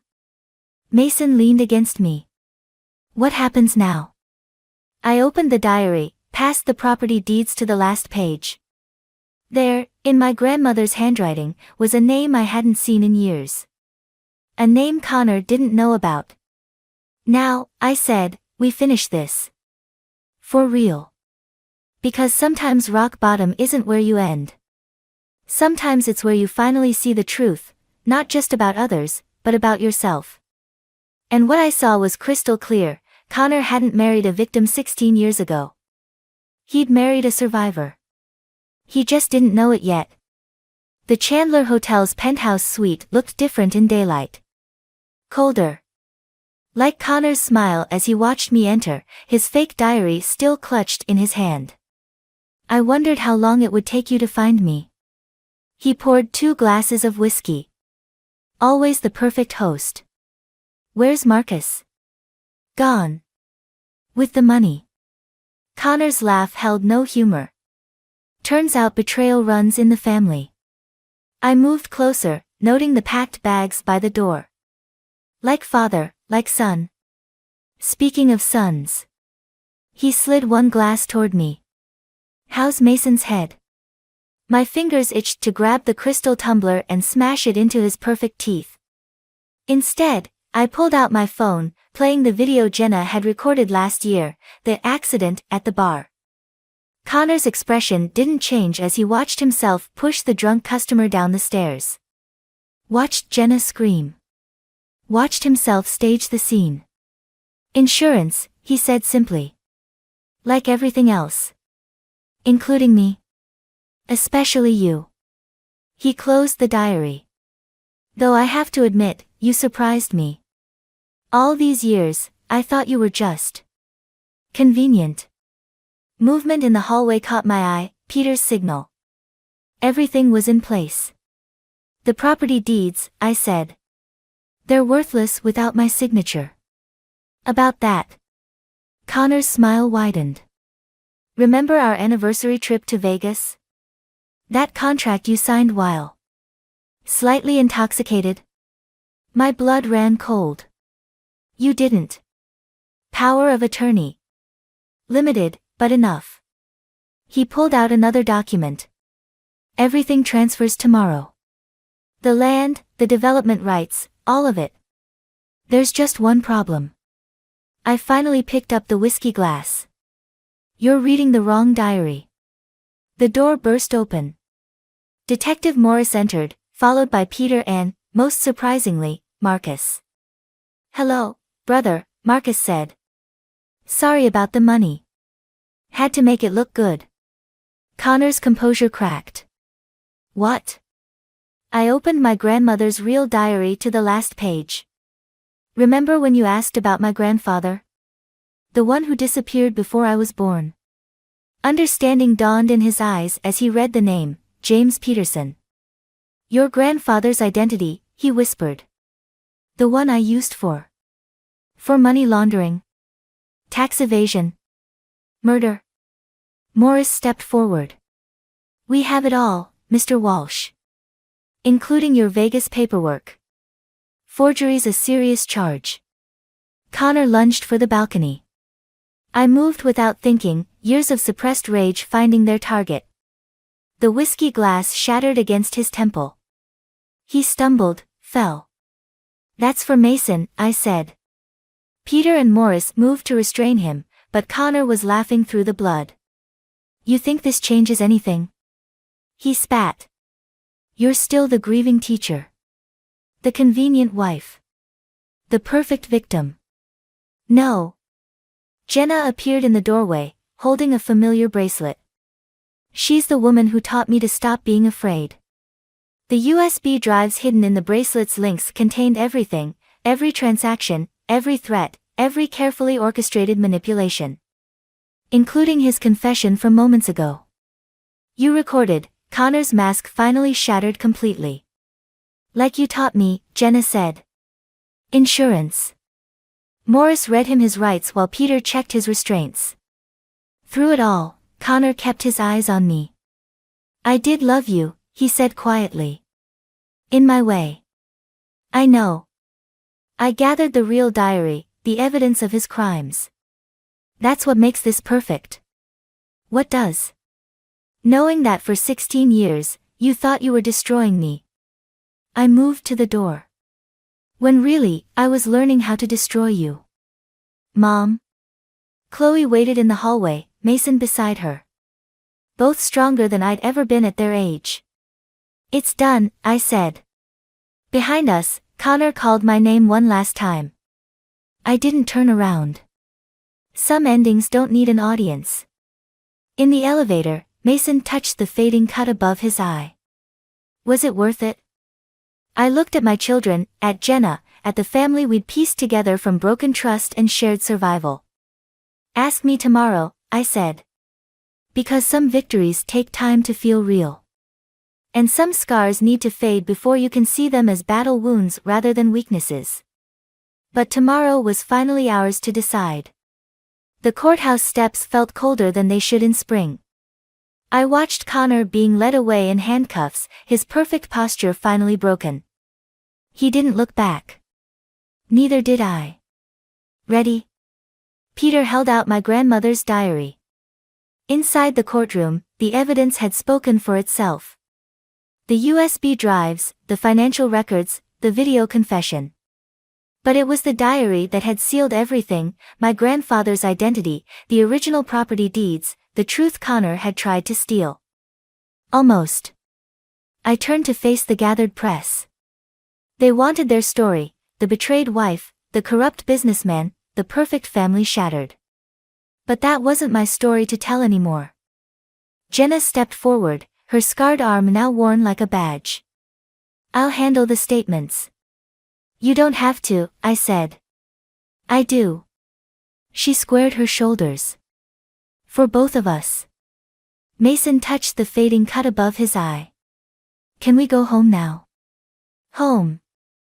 Not the house Connor had chosen, with its perfect lawn and carefully arranged furniture. Something new. Something ours. Actually, Chloe pulled out a set of keys, my grandmother's old house keys. I have an idea about that. The property stretched before us, acres of forest Connor had tried to steal. The old house stood exactly as I remembered, waiting. It needs work, Peter observed. Good. I watched Mason wander toward the creek where I'd played as a child. We need something to build. Mom? Chloe's voice was hesitant. There's something else you should know. She handed me her phone. On screen was a message from Connor's brother Marcus. The money he stole from you, I found it. All of it. What do you want to do? Peter asked. I looked at my children, at Jenna, at the home that had sheltered 3 generations of survivors. I want to build something he can't break. The contractor arrived that afternoon. As she surveyed the property, I opened the diary one last time. Past the deeds and documents, past the evidence that had destroyed Connor's empire, to a letter I'd never shown anyone. Not even in court. My dearest Addison, my grandmother's handwriting flowed across the page. By the time you read this, you'll understand why your grandfather disappeared. Why I had to protect what was ours. Sometimes the greatest act of love is knowing when to fight back. Mom? Mason called from the creek. Look what I found. He held up a piece of sea glass, smoothed by water and time. Green, like his eyes. Like Connor's eyes. Keep it, I said. Some things are worth remembering. Even the bad stuff. Especially the bad stuff. I touched his healed cut. It shows us who we really are. Jenna joined us, her phone buzzing with interview requests. They want to know what happens next. Tell them the truth, Chloe said. Tell them we're building something. The contractor's estimate arrived, repairs, renovations, new beginnings. All funded by Connor's hidden accounts, now frozen and seized. Justice had a price tag, after all. There's one more thing, Peter said quietly. He handed me an envelope, divorce papers, already signed. Connor's final surrender. I didn't open them. Some endings don't need witnesses. Instead, I watched my family explore their new home. Mason by the creek, finding pieces of the past. Chloe on the porch, planning the future. Jenna with her camera, documenting everything Connor had failed to destroy. You know, Peter said, revenge usually leaves people empty. This isn't revenge. I picked up a piece of sea glass Mason had missed. This is reconstruction. The sun set behind the trees Connor had tried to sell, casting shadows that looked like possibilities. Tomorrow would bring contractors and questions, reporters and responsibilities. But tonight, in this moment, I held my grandmother's diary and my children's future in the same hands. And neither felt heavy anymore. Because sometimes the greatest victory isn't in destroying what hurt you. It's in building something so strong, so beautiful, that the hurt becomes just another layer in its foundation. And we were already building. The call came at 8:47 p.m. on a Tuesday, just as I was finalizing the paperwork for my dream condo. Mom's ringtone shattered my concentration, and that familiar knot formed in my stomach. I should have let it go to voicemail. I'm Maeve, and that call changed everything. Baby, we need you, Mum's voice cracked through tears. The house, there's water everywhere, the roof just... And your father can't... Please, sweetheart. I pressed my fingers against my temples. Mum, slow down. What happened? The whole structure is compromised. If we don't fix it now, we could lose everything. The contractor says it's critical. Her sobs grew louder. We need $89,000 by tomorrow morning, or they'll have to condemn the house. My heart stopped. That number wasn't random. It was exactly what I'd saved for my down payment, down to the last dollar. How did she know? Mum, that's all my savings. Your sister can't help. You know she's still building her career. Mum's voice hardened slightly. You're the responsible one, Maeve. You're the only one who can save this family. I glanced at the condo contract on my laptop screen. 2 years of overtime, brown bag lunches, and saying no to every vacation. All for my own place, finally. Can't you get a loan? I asked, already knowing the answer. The bank refused us. Please, baby, we raised you in this house. All your childhood memories. My phone buzzed with a text from Zariah. Mum's crying her eyes out. Don't be selfish. I closed my eyes, remembering the Christmas mornings, birthday parties, family dinners. Even the spot where Dad taught me to ride a bike was marked by a small dent in the wall. The contractor needs an answer now, Mum pressed. He's here with us. I heard a male voice in the background saying something about structural integrity. Okay, I whispered, hating myself already. I'll transfer the money, but Mum, I need documentation for everything. This is my entire savings. Of course, darling, you're saving us. I'll have everything sent to you tomorrow. Her voice brightened instantly. I'm texting you the account details now. After the transfer, I sat staring at my decimated bank balance. My phone pinged with a string of heart emojis from Mum, followed by a brief THX sis from Zariah. The next morning, I drove past my parents' house on my way to work. No contractors, no emergency vehicles, no visible damage. Just Dad's car in the driveway and Mum's prized roses swaying in the spring breeze. Probably working on the inside, I told myself, squashing down the doubt. At the office, my co-worker Chandler noticed my distraction. You okay? You look like you've seen a ghost. Just family stuff, I said, trying to smile. Had to help with some emergency repairs. That's rough. How much did they need? Everything I had. His eyebrows shot up, but before he could respond, my phone buzzed. A DM from Summer, Zariah's best friend. OMG, girl, your sister is living her best life. So jealous. Attached was a link to Zariah's latest Instagram post. My finger hovered over it, that knot in my stomach turning to ice. One click, and there she was. My baby sister, lounging on a yacht in Capri. Designer sunglasses, champagne in hand, Italian coastline sparkling behind her. The caption read, Blessed Stugger family, investor, trip, thanks to those who believe in dreams. The post was time-stamped 3 hours ago. The same sister who couldn't help with the emergency house repairs was somehow living it up in Italy. The same sister who texted me about Mum crying was now sipping champagne in the Mediterranean. My hands started shaking as I scrolled through her feed. There it was, a first-class ticket to Rome, posted yesterday, the day before I made the transfer. The office suddenly felt too small, too hot. Chandler's voice seemed far away. Maeve? You've gone white as a sheet.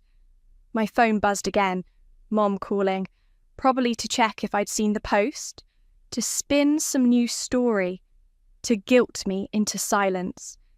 This time I let it go to voicemail, because now I knew. There was no water damage, no contractor, no emergency, just a carefully orchestrated plan to fund my sister's European adventure with my life savings. And as I sat there, watching the likes pile up on Zariah's post, something inside me changed. The good daughter, the responsible one, the family saviour. She died in that moment. In her place rose someone else. Someone who was done being the family ATM. Someone who was ready for war. I spent the next 3 hours scrolling through Zariah's Instagram feed, each post hitting me like a physical blow. Paris, Dubai, designer shopping sprees, all perfectly timed after my emergency transfer. Look at this, I thrust my phone at Chandler. Private jet to Dubai, posted 6 hours after I gave them the money. First class lounge in Paris the next day. Gucci shopping spree in Milan. He whistled low. That's not just a vacation, that's a luxury world tour. $89,000. My voice cracked. My entire future. Call them, Chandler said firmly, also right now. Speaker, phone. I dialed Mum's number, hands trembling with rage. She answered on the first ring. Darling, I was just thinking about you. Cut the act, Mum. I saw Zariah's Instagram. A pause. Then, in that practiced, concerned mother voice. Oh, sweetie, don't be dramatic. Everything's under control. Under control? I nearly screamed. You told me the house was falling apart. You said you needed emergency repairs. Well, yes, but we had to make some investment decisions. Investment decisions? You mean funding Zariah's influencer fantasy? Another pause. Your sister has a vision for her future. Sometimes opportunities require quick action. You stole my savings. Borrowed, darling. We borrowed. Family helps family. I looked at Chandler, who was frantically typing on his phone. He turned his screen toward me. He'd pulled up my text history with Mum, highlighting her messages about the emergency repairs and contractor requirements. Put Dad on the phone, I demanded. He's not available right now. Because he's covering for you? Or because he's too ashamed to face what you've done? Maeve Hopkins, Mum's voice turned sharp. I will not be spoken to this way by my own daughter. When you've calmed down... I hung up. My phone immediately lit up with texts from Zariah. OMG, stop being so extra. Just jealous? Stuck in that boring office job? Mum and Dad believe in my dreams unlike you.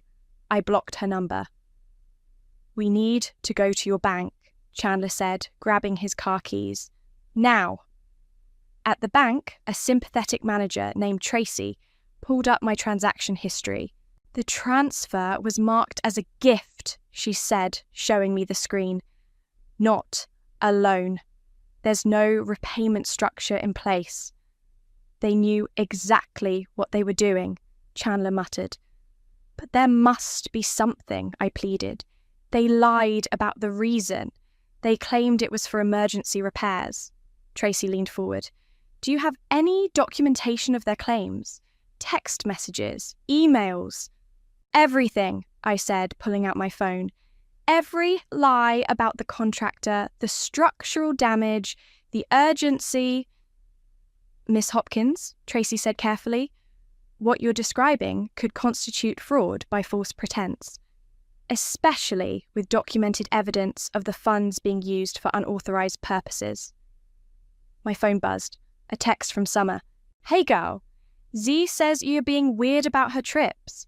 But didn't you know about the family investment plan? She's been planning this influencer tour for months. Months. They'd been planning this for months.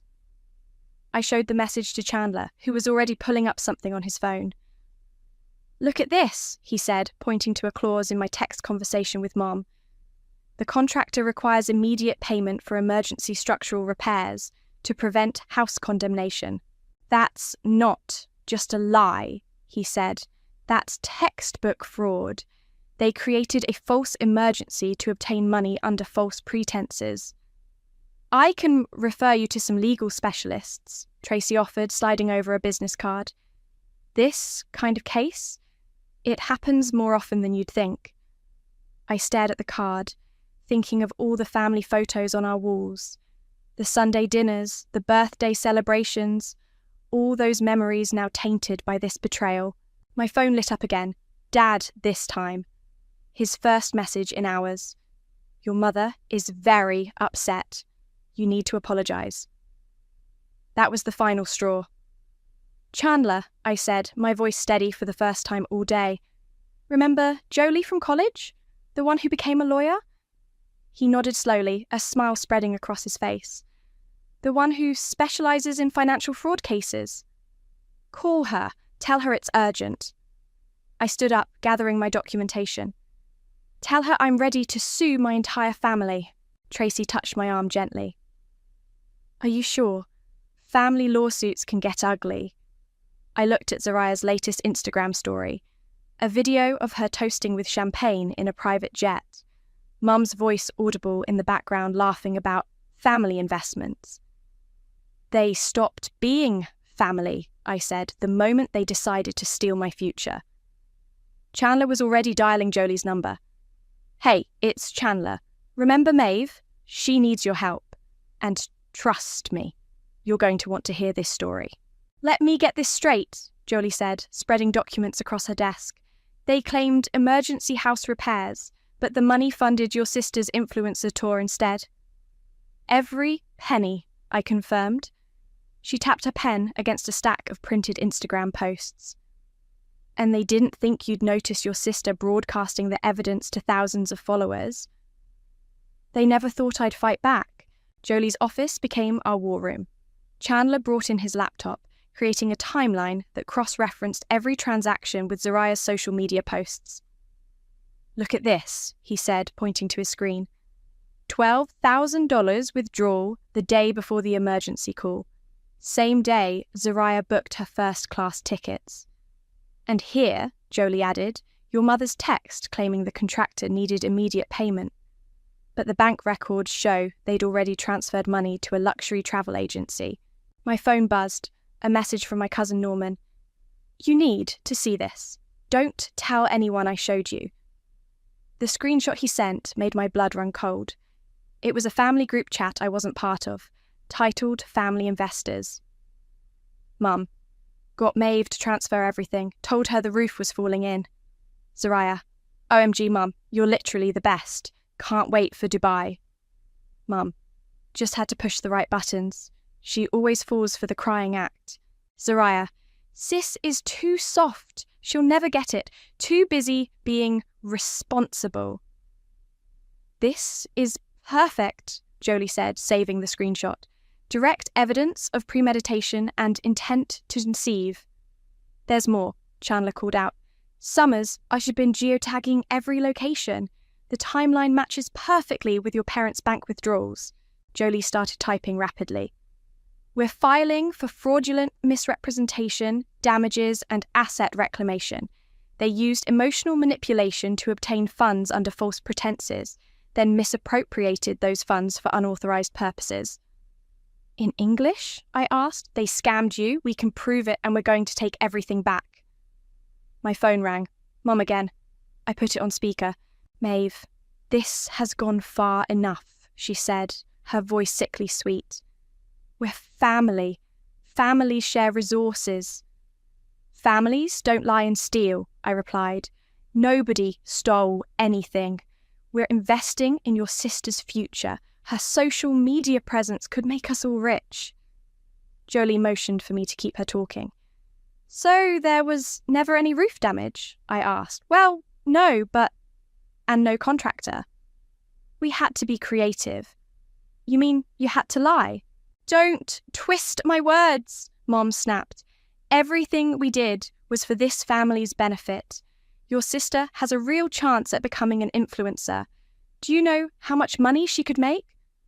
Do you know how much money you stole? Borrowed. Mum's voice rose. And honestly, Maeve, you're being selfish. You always were the difficult one, the party pooper, the one who never supported your sister's dreams. Jolie was frantically taking notes, mouthing, keep going. So the family chat was right, I asked. I'm just too soft? Too easy to manipulate? Dead silence. How do you know about that chat? Doesn't matter. What matters is I have proof of everything, the planning, the lies, the real reason you needed my money. You're making a huge mistake, Mom hissed. If you do this, you'll regret it. No, Mom. The only thing I regret is trusting you. I hung up. Within minutes, my phone exploded with messages from family members. How could you do this to your own mother? You're tearing this family apart. Just let Zariah have her chance. Jolie finished typing and turned her screen toward me. Preliminary papers are ready. We'll file first thing tomorrow. Once approved, we can freeze their assets and start recovery proceedings. They'll fight back, I warned. Let them, she smiled. We have documented evidence, witness statements, and their own admissions. They never expected you to stand up to them, so they got sloppy. What's our next move? Chandler asked. We hit them where it hurts, Jolie said, reaching for her printer, starting with that BMW Zariah bought with Maeve's money. My phone buzzed one last time. Another message from Norman. They're planning to move money around tonight. Mom's talking about offshore accounts. Better move fast.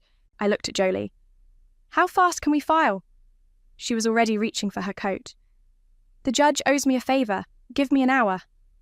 As we left her office, I caught a glimpse of Zariah's latest Instagram story. Haters gonna hate can't dim my shine. Soon, little sister.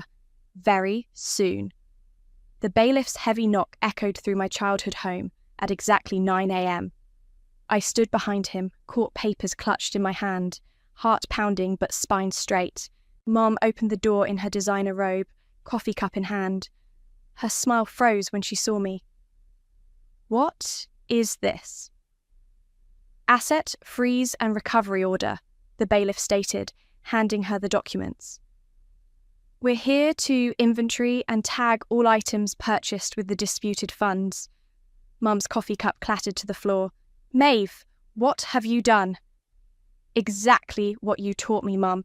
Being creative. Dad appeared in the hallway, face ashen. Denise, what's happening? Your daughter, Mum spat, is attacking her own family. The bailiff stepped past them, nodding to his assistant. We'll start with the vehicles. The BMW 7 Series is specifically listed in the court order. You can't take my car, Zariah's voice shrieked from the top of the stairs. She was wearing silk pajamas that probably cost more than a month's rent. Daddy, do something. Dad just stood there looking lost. Princess, Let them document everything, I said coldly. The car, the designer clothes, the first-class tickets, every single thing you bought with my money. I'm having a mental breakdown, Mum announced dramatically, pressing her hand to her forehead. My own daughter is trying to destroy us. We need to call Dr. Patterson. Save the performance, I cut in. The judge has already seen the evidence, including your little group chat about manipulating me. Zariah stomped down the stairs. It was just a joke. God, you're so pathetic. Can't stand seeing me succeed, can you? Succeed? I laughed. You mean stealing my savings to play celebrity on Instagram? Ma'am, the bailiff interrupted, we need the BMW keys. This is ridiculous, Mom snapped. Douglas, call our lawyer. Your lawyer can contact Ms. Fletcher, I said, using Jolie's formal name. She has all the documentation. The bailiff's assistant emerged from the garage, found the vehicle, also located several designer purchases with tags still attached, all matching the dates specified in the court order. Zariah burst into tears. Those are mine. You can't just take them. Actually, they're mine, I corrected. Bought with my money, under false pretenses, which makes this theft by deception. You're tearing this family apart, Dad finally exploded. Is this what you want? I met his eyes steadily. You did that the moment you chose to steal from me. The bailiff was methodically photographing items. The BMW, shopping bags full of designer clothes, new electronics. Each item got a numbered tag. This is just temporary, Mum said, but her voice wavered. Once we explained to the judge. Explain what? I interrupted. How you faked a house emergency? How you planned this for months? How you laughed about manipulating me in your group chat? Zariah lunged for her car keys, but the bailiff blocked her path. Ma'am, interfering with a court order is a criminal offence. Criminal? Mum went pale. No, this is a family matter. Not anymore, I said quietly.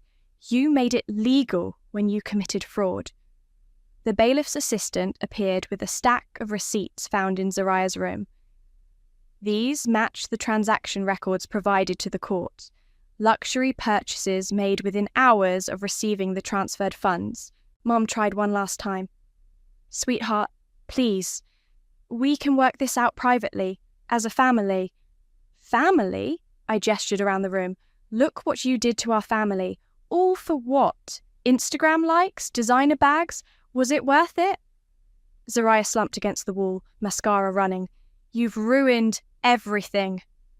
No, I replied. You did that yourself. Every posted photo, every bragging caption, every lie. The bailiff finished his inventory. All documented items are now under court order. Nothing is to be sold, transferred, or removed from the premises until further notice. As we turned to leave, Dad grabbed my arm. You'll regret this. Family is forever. I pulled away. No, Dad, family is a choice, and you all made yours. Walking down the driveway, I heard Mom's wails and Zariah's sobs. The sound should have hurt, should have made me feel guilty. Instead, I felt lighter with each step. Then my phone buzzed. A message from Jolie. Found something interesting. Your mum moved 20K into an offshore account yesterday, under Chandler's name. She's playing dirtier than we thought. I looked back at the house one last time. Through the window, I could see Mom already on the phone, probably calling in favours, trying to spin this her way. She didn't realise yet. This was just the beginning. The bailiff nodded as he got into his car. Good luck, miss. Family cases are never easy. No, I agreed, watching Zariah's precious BMW being tagged for repossession. But neither is stealing from your daughter. I got into my car, ignoring the stream of texts lighting up my phone. They thought they could manipulate me forever, use me as their personal bank. Time to show them just how wrong they were. Found it, Chandler announced, spreading printouts across my kitchen table. Your parents started planning this back in January. Look at these Google Calendar entries. I leaned in to read. Z's influencer launch. Budget meeting, dated 3 months before they asked for my money. There's more, he continued. Fake contractor letterhead, forged inspection reports, even staged photos of water damage they never used. My hand shook as I sifted through the evidence. How did you get all this? Norman helped. He's been backing up their shared drive for years, when he saw what they did to you. Chandler shrugged. Let's just say he had a crisis of conscience. A memory hit me suddenly. My 10th birthday. Wait here, I told Chandler, rushing to my closet. I returned with an old shoebox full of birthday cards. Look at this, I said, pulling out a card from Grandma Rose. She always sent me $100 for my birthday, but every year the money disappeared before I could spend it. Chandler frowned. You think? Mum always said I must have lost it, but now... I pulled up my phone, scrolling through old family photos. Here, every summer after my birthday, Zariah mysteriously had money for dance camp. My phone buzzed. A video call from Jolie. You need to see this, she said without preamble. We subpoenaed their bank records. Your mum's been running this game for years.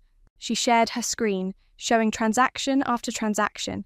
She'd guilt you into lending money, then funnel it to Zariah. College textbooks that never existed. Car repairs that never happened. Even that emergency dental work last year. Let me guess. Zariah's lip fillers? Bingo.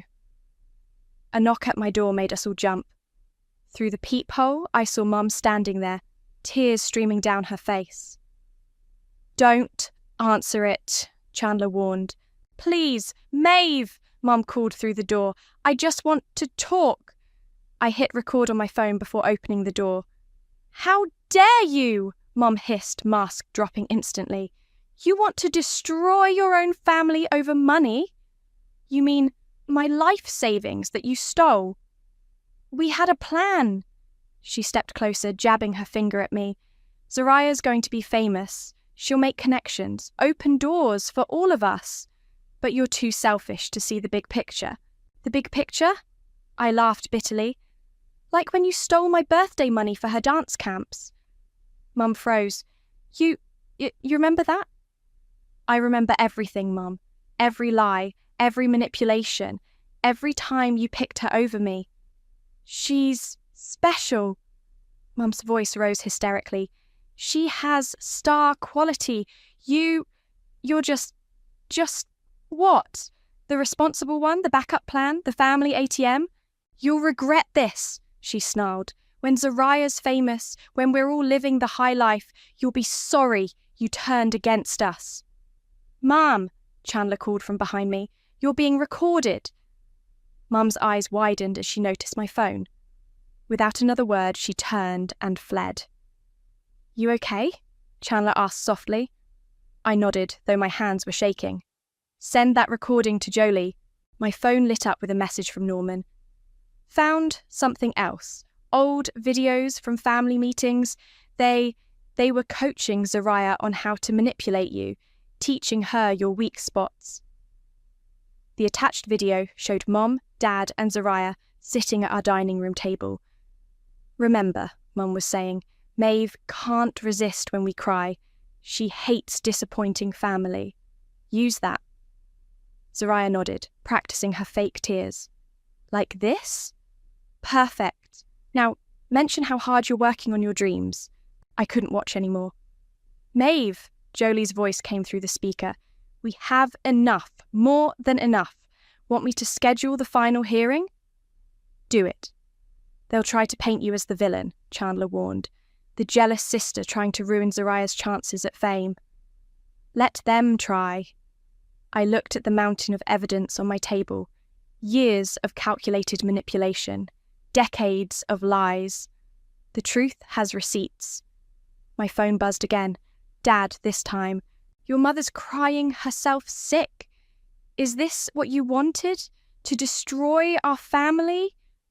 I thought of all the times I cried myself to sleep, believing I'd lost birthday money, believing I wasn't as special as Zariah, believing I had to prove my love through sacrifice. No, Dad, I typed back. I wanted a family that loved me as much as I loved them. Guess we both ended up disappointed. I blocked his number and turned to Chandler and Jolie's concerned faces on my screen. Schedule the hearing, I said firmly.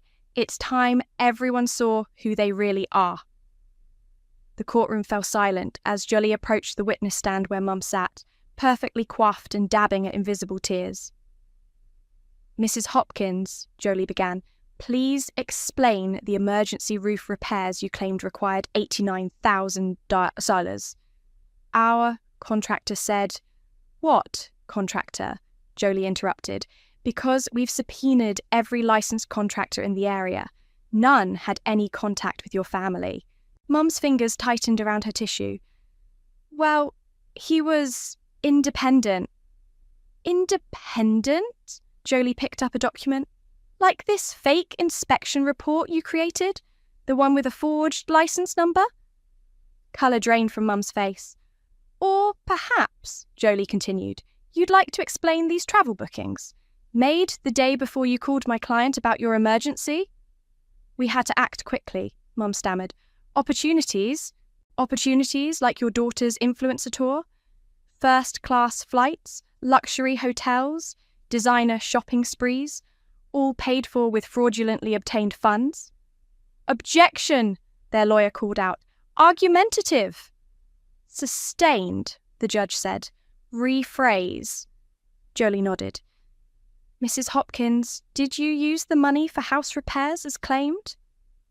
We had other priorities. Like funding your younger daughter's Instagram career? Zariah has potential, Mum burst out. Sometimes parents have to make hard choices. Choices like stealing from their other daughter? Objection. Withdrawn, Jolie said smoothly. No further questions. Dad testified next, crumbling under cross-examination. Did you know the roof repairs were fictional? Jolie asked. I trusted my wife's judgment. Even when that judgment involved defrauding your daughter. He looked at his hands. Denise handles the finances, so you just stood by while she stole your daughter's life savings? Dad's voice cracked. I didn't know how much... The truth, Mr. Hopkins. Did you know there was no emergency? A long pause. Yes. And did you know the money was for Zariah's travel? Another pause. Yes.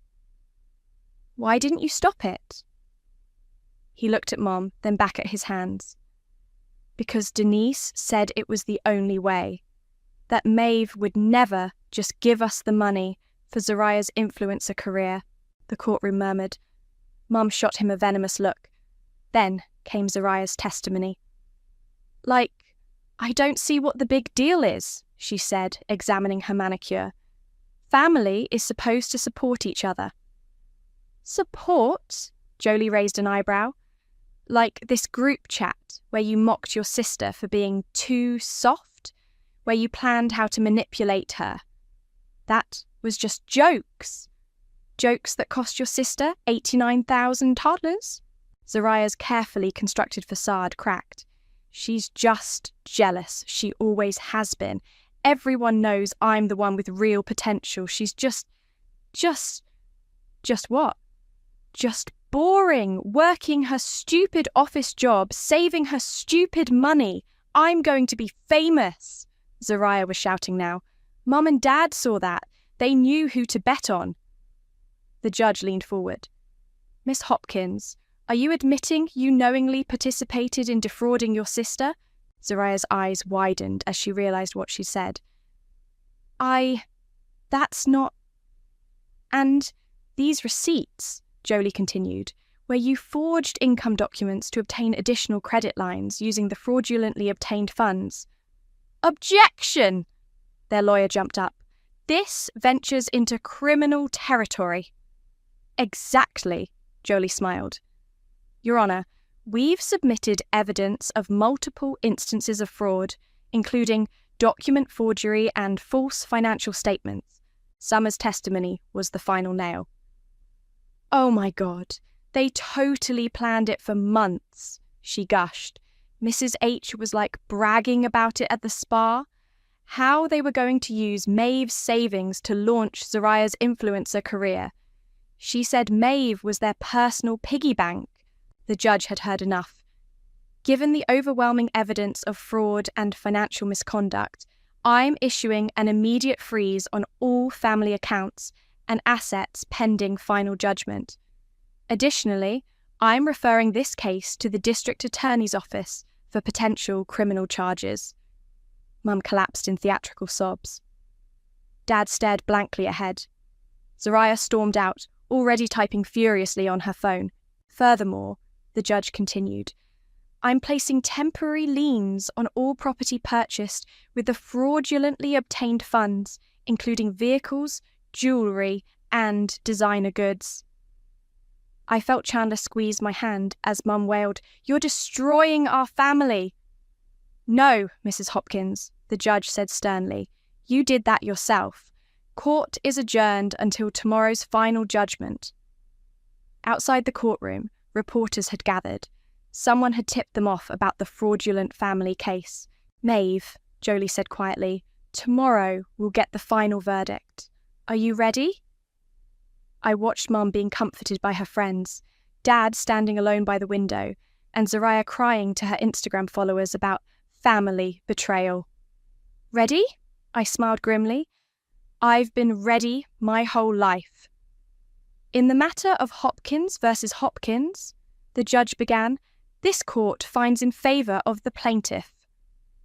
The courtroom erupted in whispers. Mum gripped Dad's arm so hard her knuckles went white. The defendants are ordered to repay the full amount of $89,000, plus $50,000 in punitive damages. Additionally, given the evidence of long-term financial abuse and manipulation, I am ordering an additional $25,000 for emotional distress. Zariah's designer purse hit the floor with a thud. Furthermore, the judge continued, all assets purchased with the fraudulently obtained funds are to be liquidated immediately, with proceeds going to the plaintiff. This includes, but is not limited to, the BMW 7 Series, all designer merchandise, and any remaining travel bookings. But my followers, Zariah wailed, my brand. Silence, the judge warned. Miss Hopkins, your social media career does not supersede laws against fraud. Mum stood up, swaying dramatically. Your Honour, please! We're her parents. We only wanted... Mrs. Hopkins, the judge cut in, you systematically defrauded your own daughter. The evidence shows years of financial manipulation and emotional abuse. This court cannot ignore such calculated misconduct. Jolie was already typing on her tablet, initiating asset recovery procedures. Chandler squeezed my shoulder supportively. The criminal investigation will proceed separately, the judge added. I suggest you will retain criminal defense attorneys. The local news reporter in the back scribbled frantically. Tomorrow's headline practically wrote itself. Social media dreams shatter as family fraud scheme exposed. Outside the courthouse, Mum made one last attempt. She grabbed my arm as I walked past, tears streaming down her expertly made-up face. Please, she begged, we're still your family. We can fix this. I pulled away. Fix what, Mum? The years of stealing my birthday money? The manipulation? The lies? We did it because we love you. No, I said quietly. You did it because you thought I'd never fight back. Your sister's influencer career is ruined, she hissed. Are you happy now? Actually, yes, I smiled coldly. Almost as happy as you were when you stole my savings. Zariah stormed up, mascara running. I had to delete all my social media. My followers think I'm a fraud. You are a fraud, I replied. You just got caught. This isn't fair, she screamed. Those things were mine. They were bought with my money, I corrected, and now they're being sold to pay me back. Dad approached last, looking older than I'd ever seen him. Princess, he started. Don't. I held up my hand. You stood by and watched them steal from me. You're just as guilty. We're your parents, he pleaded. Family means forgiveness.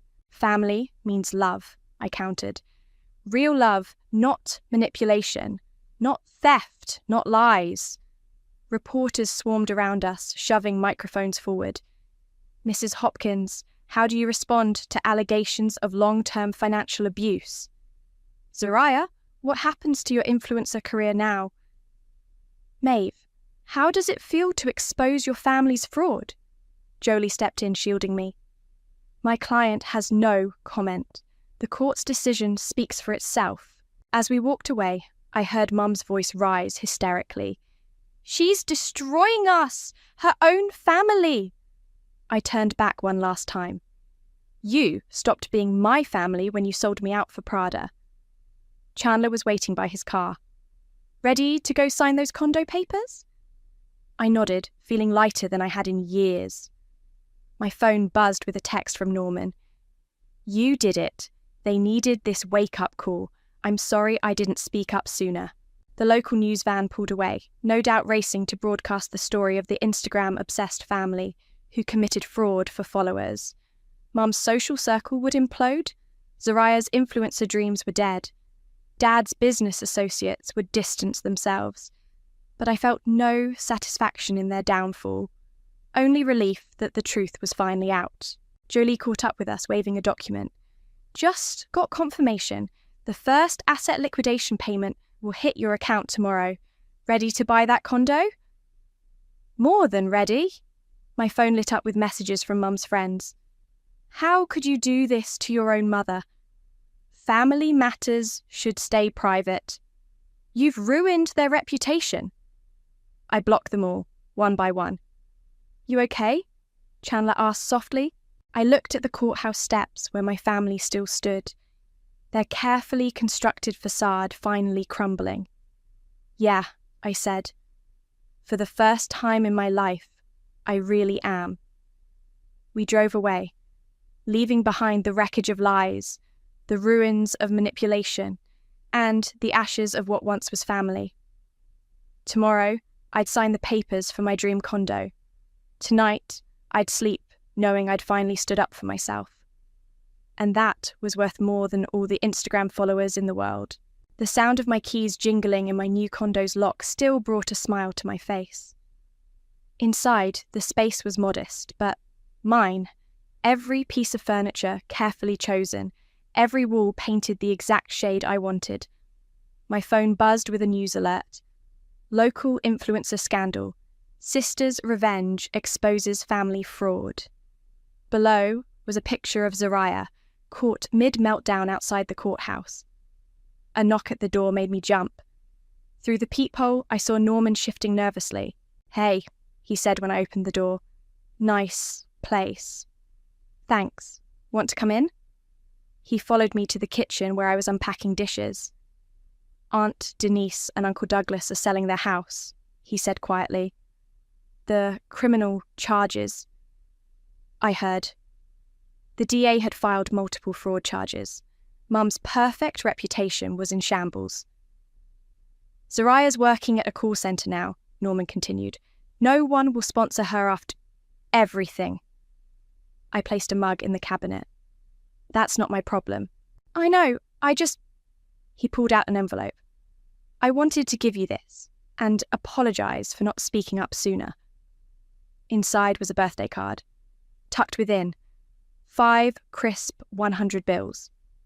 "From all those birthday," he explained. "I saw Aunt Denise take your money every year. I should have said something." "Norman." "No, let me finish. What they did to you, it wasn't just about the money. They tried to make you feel crazy for questioning them. Less than. I watched it happen and said nothing." I leaned against the counter. "You helped in the end. That group chat screenshot broke their whole story. Still." He looked around my new home. "You deserved better. We all knew it." My phone buzzed again. Chandler. "Turn on channel 7. I grabbed the remote, Norman following me to the living room. There on screen was Mom, being led out of her yoga studio in handcuffs. "Additional charges filed today," the reporter announced, as investigators uncovered a pattern of financial fraud extending beyond the family. Norman whistled low. "Guess she wasn't just stealing from you." "Guess not." Another knock. This time Jolie and Chandler, carrying takeout and wine. "Housewarming?" Chandler grinned, holding up the bags. "We brought the good stuff," Jolie added, waving the wine bottle. "You deserve it." As they set up dinner on my new coffee table, my phone lit up with a text from Dad. "Your mother's been arrested. Please, we need help with bail." I showed it to the others. "Delete it," Jolie advised. "Block him," Chandler suggested. Instead, I typed, "Like Zariah said in the group chat, I'm too soft, remember?" Guess she was wrong. Norman raised his wine glass. "To karma." "To boundaries," Jolie added. "To finally standing up for yourself," Chandler finished. I looked around my modest living room. No designer furniture, no Instagram-worthy decor. Just comfortable, practical pieces that made me happy. On the TV, the news showed Zariah's old Instagram posts side by side with security footage of Mum doctoring financial documents. "You know what's funny?" I said. "They really thought appearances were everything. The perfect family, the social media fame, the designer lifestyle." "And now?" Norman asked. "Now they have nothing, because it was all built on lies." My phone buzzed one last time. An email from Summer. "Hey, so, I know we're not friends anymore, but I wanted to say I'm sorry.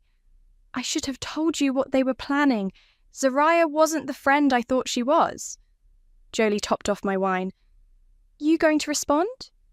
"No need." I silenced my phone. I'm done explaining myself to any of them. We ate dinner, sitting on my new floor cushions, laughing at Chandler's terrible jokes and listening to Jolie's courtroom stories. Norman shared more family secrets, each one confirming I'd made the right choice. Later, after everyone left, I stood at my window looking out at the city lights. My city. My view. My life. The TV still played softly in the background. In local news, the Hopkins family fraud case has sparked a broader investigation into social media-related financial crimes. I turned it off. Their story wasn't mine anymore. On my coffee table sat Norman's birthday card. $500, a small fraction of what they'd stolen, but it meant something different. It meant someone in my family had seen the truth all along. My new neighbours. Wind chimes tinkled softly outside. In my kitchen, my own dishes waited to be unpacked. On my walls, space waited for photos of new memories. Better memories. They never expected me to fight back. They never expected me to win. But karma arrives, and sometimes she wears courtroom heels. The crystal wine glasses clinked as Theodore raised his hand for a toast. Another Ward family dinner, another opportunity to remind me I didn't belong.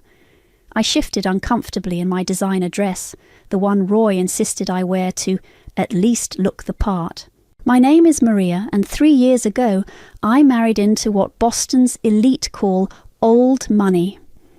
Tonight, like every month, I'm seated at an immaculate mahogany table, surrounded by people who see me as nothing more than a charity case their precious Roy picked up.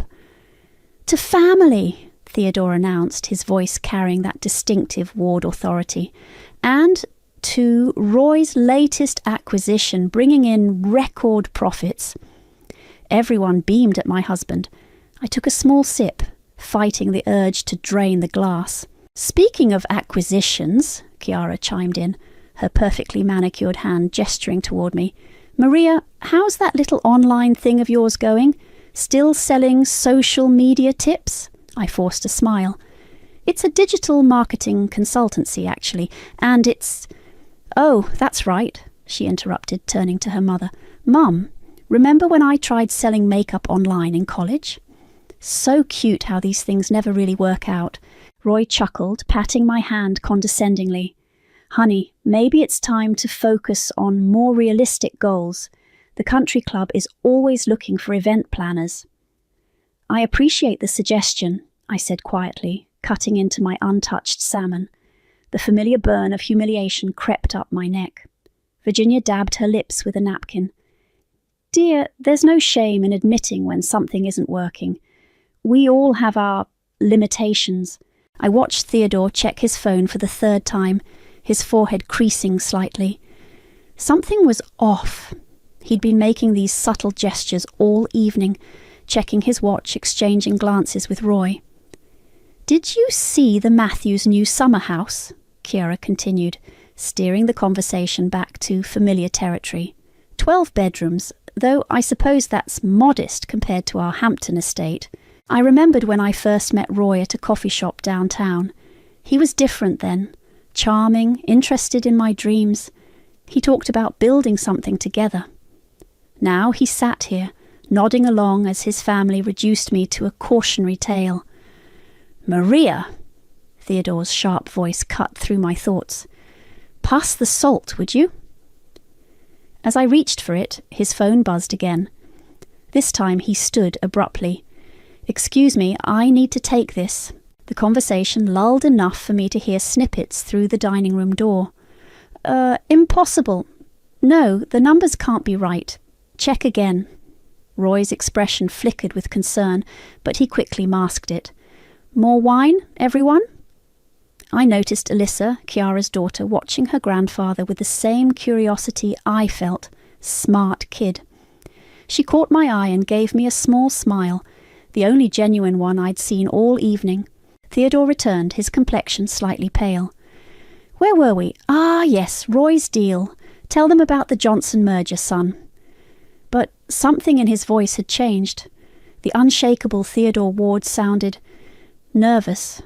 After dinner, I lingered in the kitchen, helping the housekeeper despite Virginia's protests that it wasn't necessary. My phone buzzed, a message from Riley, my best friend and tech consultant. "Holy shit, check your email now." I excused myself to the powder room and opened the attachment. My hands trembled as I read the confidential financial report. Ward Holdings, the family's century-old empire, was hemorrhaging money. Their liquidity ratio was critical. Behind the mansion, the parties and the condescending smiles, they were months away from potential bankruptcy. Another message from Riley. They're trying to keep it quiet. Only top-level executives know. I stared at my reflection in the gilded mirror, my mind racing. For 3 years, I'd smiled through their jabs while secretly building my company into something bigger than they could imagine. Now, fate had handed me the perfect opportunity. "Maria," Roy's voice carried through the door. "Mother's serving dessert. Don't be rude."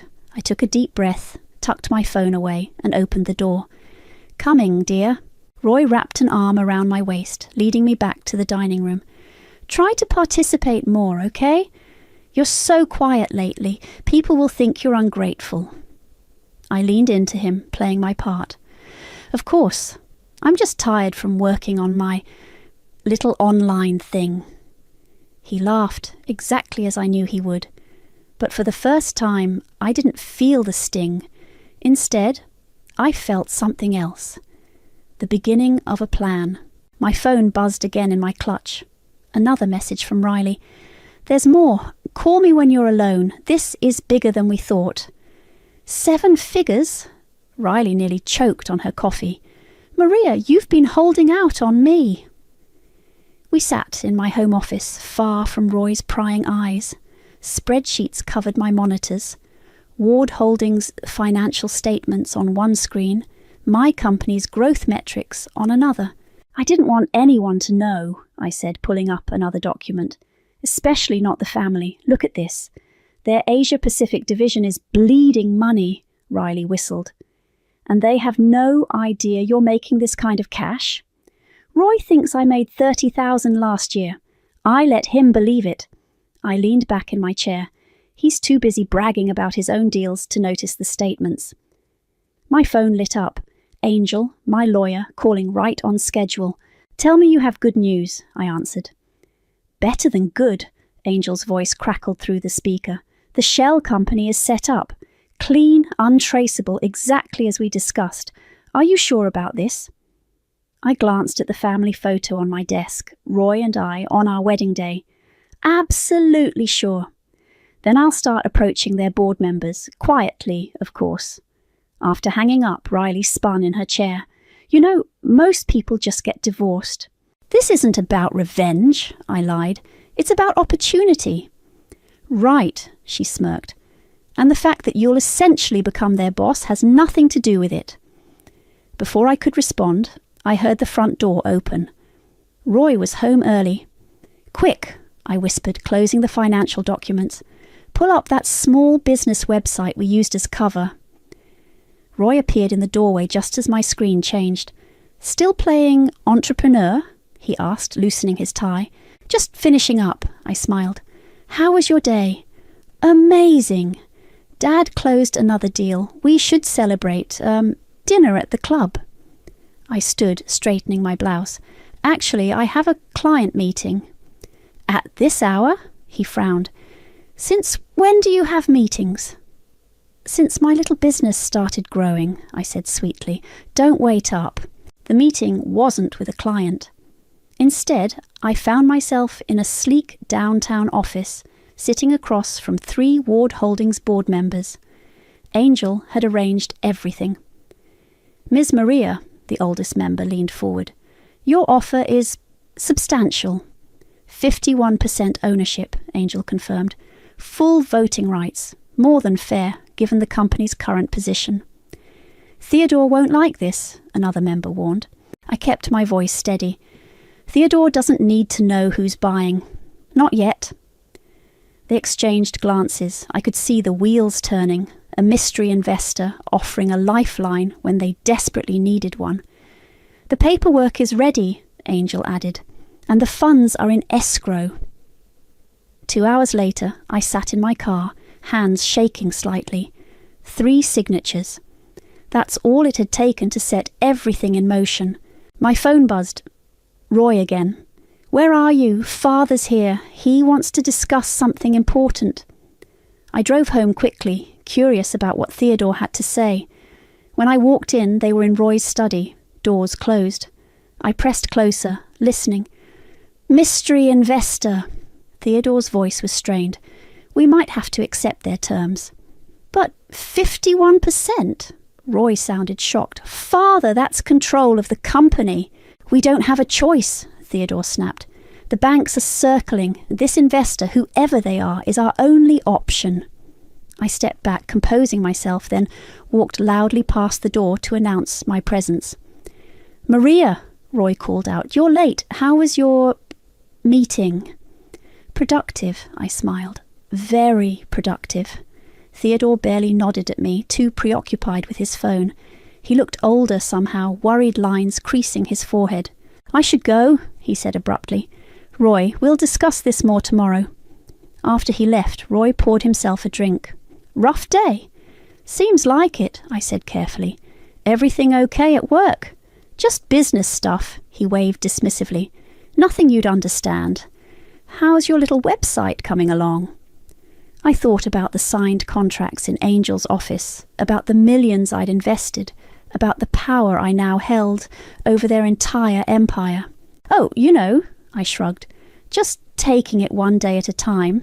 Roy patted my head like I was a child. That's my girl. Small steps. My phone buzzed again, Angel confirming the final paperwork would be filed tomorrow. Soon, very soon, they'd all know exactly how small my steps had been. I'm going to bed, I announced. Coming? Later, Roy mumbled, already lost in his own thoughts. I climbed the stairs alone, smiling to myself. Let him worry about mystery investors. Let them all worry. The real shock was still to come. So, Maria, Tiara's voice dripped with false sweetness. Tell us more about this exciting website of yours. Are you still teaching people how to use Facebook? Another family dinner. The air felt heavier tonight. Theodore kept checking his phone. Virginia's smile seemed forced, and Roy couldn't stop fidgeting with his wedding ring. But Chiara, oblivious to the tension, continued her favourite sport, Maria baiting. Actually, I started, we've expanded quite a bit. Oh! Chiara interrupted, clapping her hands. Are you selling cookies now? Roy mentioned something about an online store. The table erupted in practised laughter. Even the housekeeper smirked while serving the main course. No cookies, I said quietly. We provide digital marketing strategies for... Speaking of cookies, Roy jumped in. Remember when Maria tried to bring homemade ones to the country club Christmas party? What a disaster. Virginia touched her pearls delicately. Oh dear, yes, the ladies still talk about that incident. I gripped my fork tighter, remembering how they'd mocked my attempt to fit in, to contribute something personal rather than store-bought. At least she's trying, Theodore muttered, his eyes still glued to his phone. Roy, we need to discuss that matter after dinner. Chiara wouldn't let up. Trying is one thing, but really, Maria, it's time to face reality. These little online projects never amount to anything. Remember my friend Patricia? She tried selling jewellery on the internet. Now she's back living with her parents. I'm actually doing quite well, I said, my voice stronger now. Last month alone. Honey, Roy cut me off, patting my hand. Nobody wants to hear about click rates over dinner. Why don't you tell them about the new curtains you picked for the sunroom? The familiar burn of humiliation crept up my neck. I stood abruptly, my chair scraping against the hardwood floor. Excuse me, I barely made it to the powder room before the tears came. Not sad tears, angry ones. Tears of frustration knowing that in less than 24 hours I could destroy them all with a single phone call. But still, their words cut deep. A soft knock interrupted my thoughts. Go away, Roy, I called out, wiping my eyes. It's Alyssa, a young voice replied. I opened the door to find Chiara's 12-year-old daughter standing there, holding a glass of water.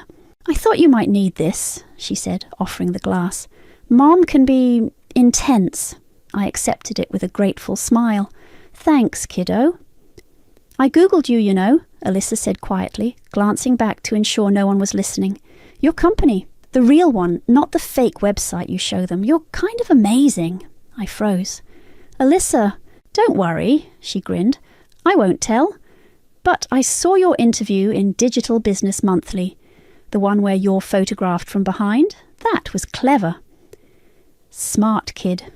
Too smart for this family. Why don't you tell them, she asked, about how successful you really are?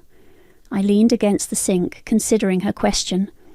Sometimes it's better to be underestimated. Alyssa nodded sagely. Like in chess, let them think they're winning until they're not.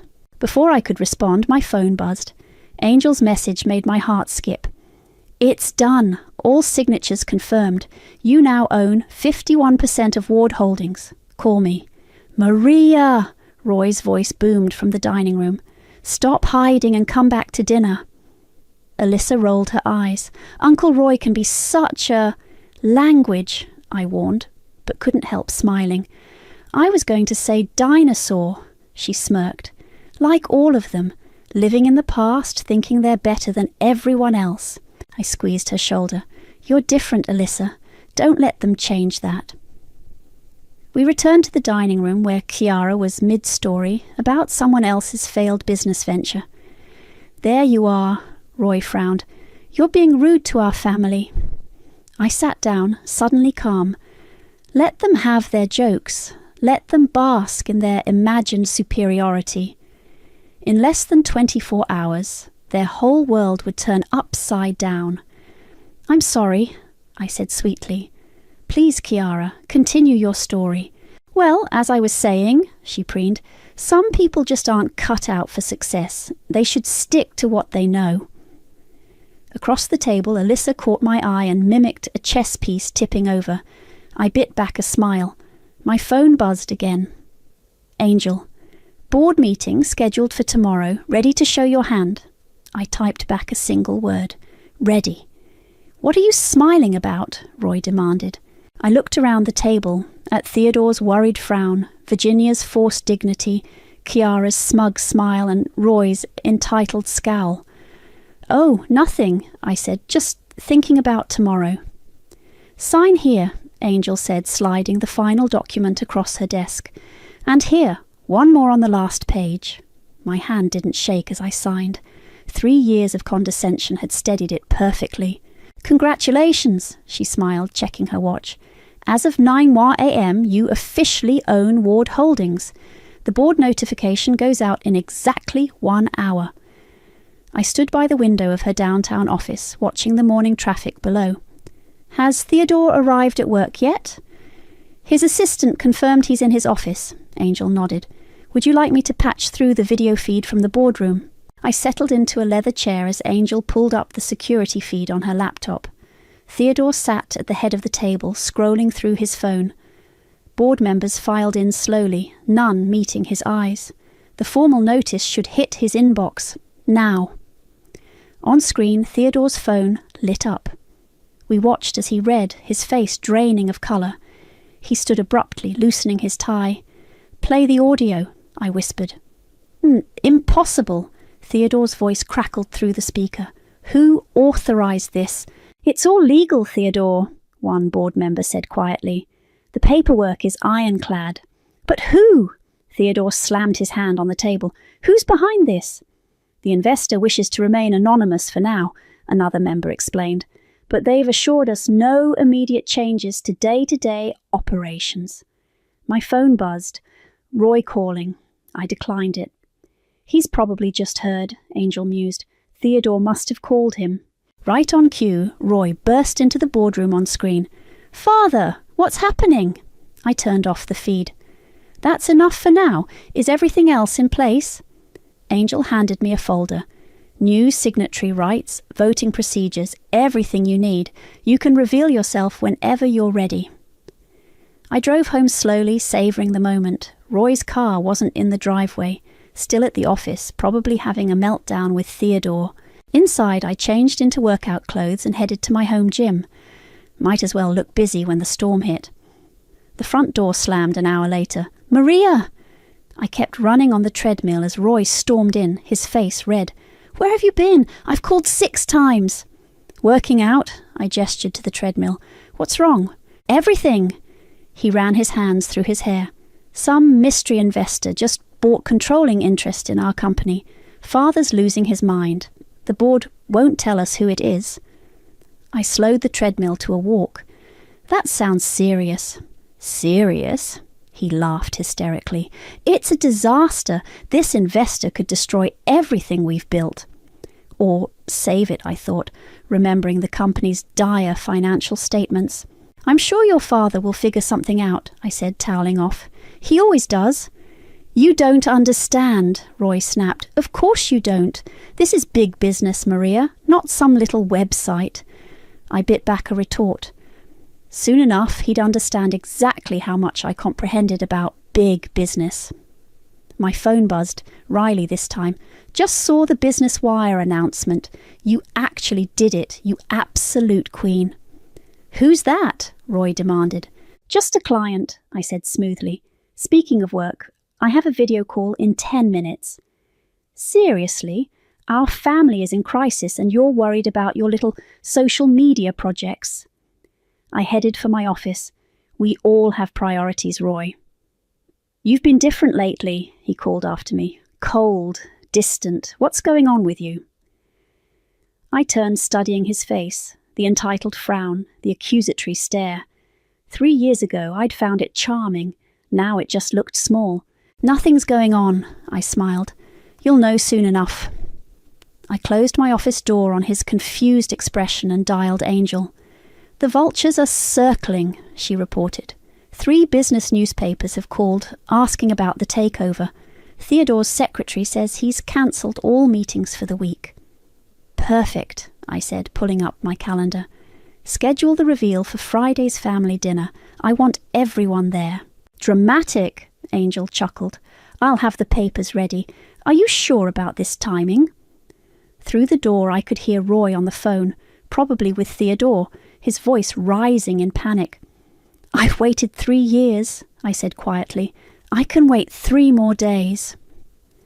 After hanging up, I opened my laptop and pulled up Ward Holdings' internal system, my new access codes already working perfectly.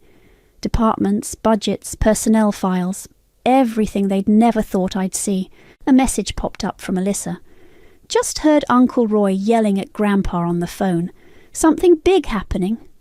I smiled, typing back. You might want to come to dinner on Friday. Should be interesting. Checkmate, she replied. Almost, I wrote. Very almost. The Ward family mansion loomed before me as I pulled up in my Tesla, a recent purchase I'd kept hidden in a downtown garage. Angel's car followed close behind, right on schedule. Ready? She asked, briefcase in hand. I smoothed down my black Armani suit. Another secret indulgence. Born ready. Inside, voices drifted from the dining room. Everyone was already seated. Perfect. Maria, Roy called out. Is that you? You're late, and Father has important business to discuss. I paused in the hallway, taking a deep breath. Coming, dear. I brought a colleague. Now isn't the time for... Roy's voice died as Angel and I entered the room. Theodore sat at the head of the table, papers scattered before him. Virginia clutched her wine glass too tightly. Kiara was mid-eye roll, probably at my audacity to bring a guest. What's she doing here? Kiara pointed at Angel. This is a family dinner. Actually, Angel smiled, setting her briefcase on the table. I'm here in a professional capacity. Theodore's face darkened. You're the lawyer who filed the takeover papers. Guilty as charged, Angel said, pulling out documents. What is this? Roy stood, looking between Angel and me. Maria, what's going on? I took my usual seat, Angel standing behind me. Please, everyone, let's discuss this civilly. Theodore, you were about to tell the family about the new majority shareholder. Theodore's hands trembled slightly. How did you know about the mystery investor? I finished for him. I know quite a bit about it, actually. Chiara laughed nervously. What would you know about corporate takeovers? You can barely manage a Facebook page. Funny you should mention management, I said, nodding to Angel. She began distributing documents around the table. No, Theodore whispered, scanning the first page. This is impossible. Roy grabbed his copy. What? What's impossible? The shell company that purchased 51% of Ward Holdings, I said clearly, watching their faces. I own it. Silence crashed over the room. Even the housekeeper froze mid-pour. You, Ciara sputtered. This is a joke, right? Your little website? Roy laughed, but it sounded hollow. You expect us to believe? My little website cleared 8 figures last year. I cut him off. While you were all making jokes about cookies and Facebook, I built an empire, one that's now large enough to buy controlling interest in yours. Virginia reached for her pearls. Theodore, do something. It's done, Virginia, Theodore said quietly, still staring at the papers. She owns us. Not quite, I corrected. I saved you. Check the books. You were 3 months from bankruptcy. I prevented that. You're welcome. Roy's face had turned an interesting shade of purple. You went behind my back? Your own husband? Like you went behind mine every time you laughed at my ambitions? I asked softly. Every time you dismissed my work? Every time you treated me like a charity case? This is outrageous. Ciara stood, her chair scraping back. We're your family. No, I said. You're my husband's family, and you never let me forget it. From the corner, Alyssa watched with barely concealed delight. She caught my eye and gave a tiny thumbs up. The board meeting on Monday will formalise everything, Angel explained professionally.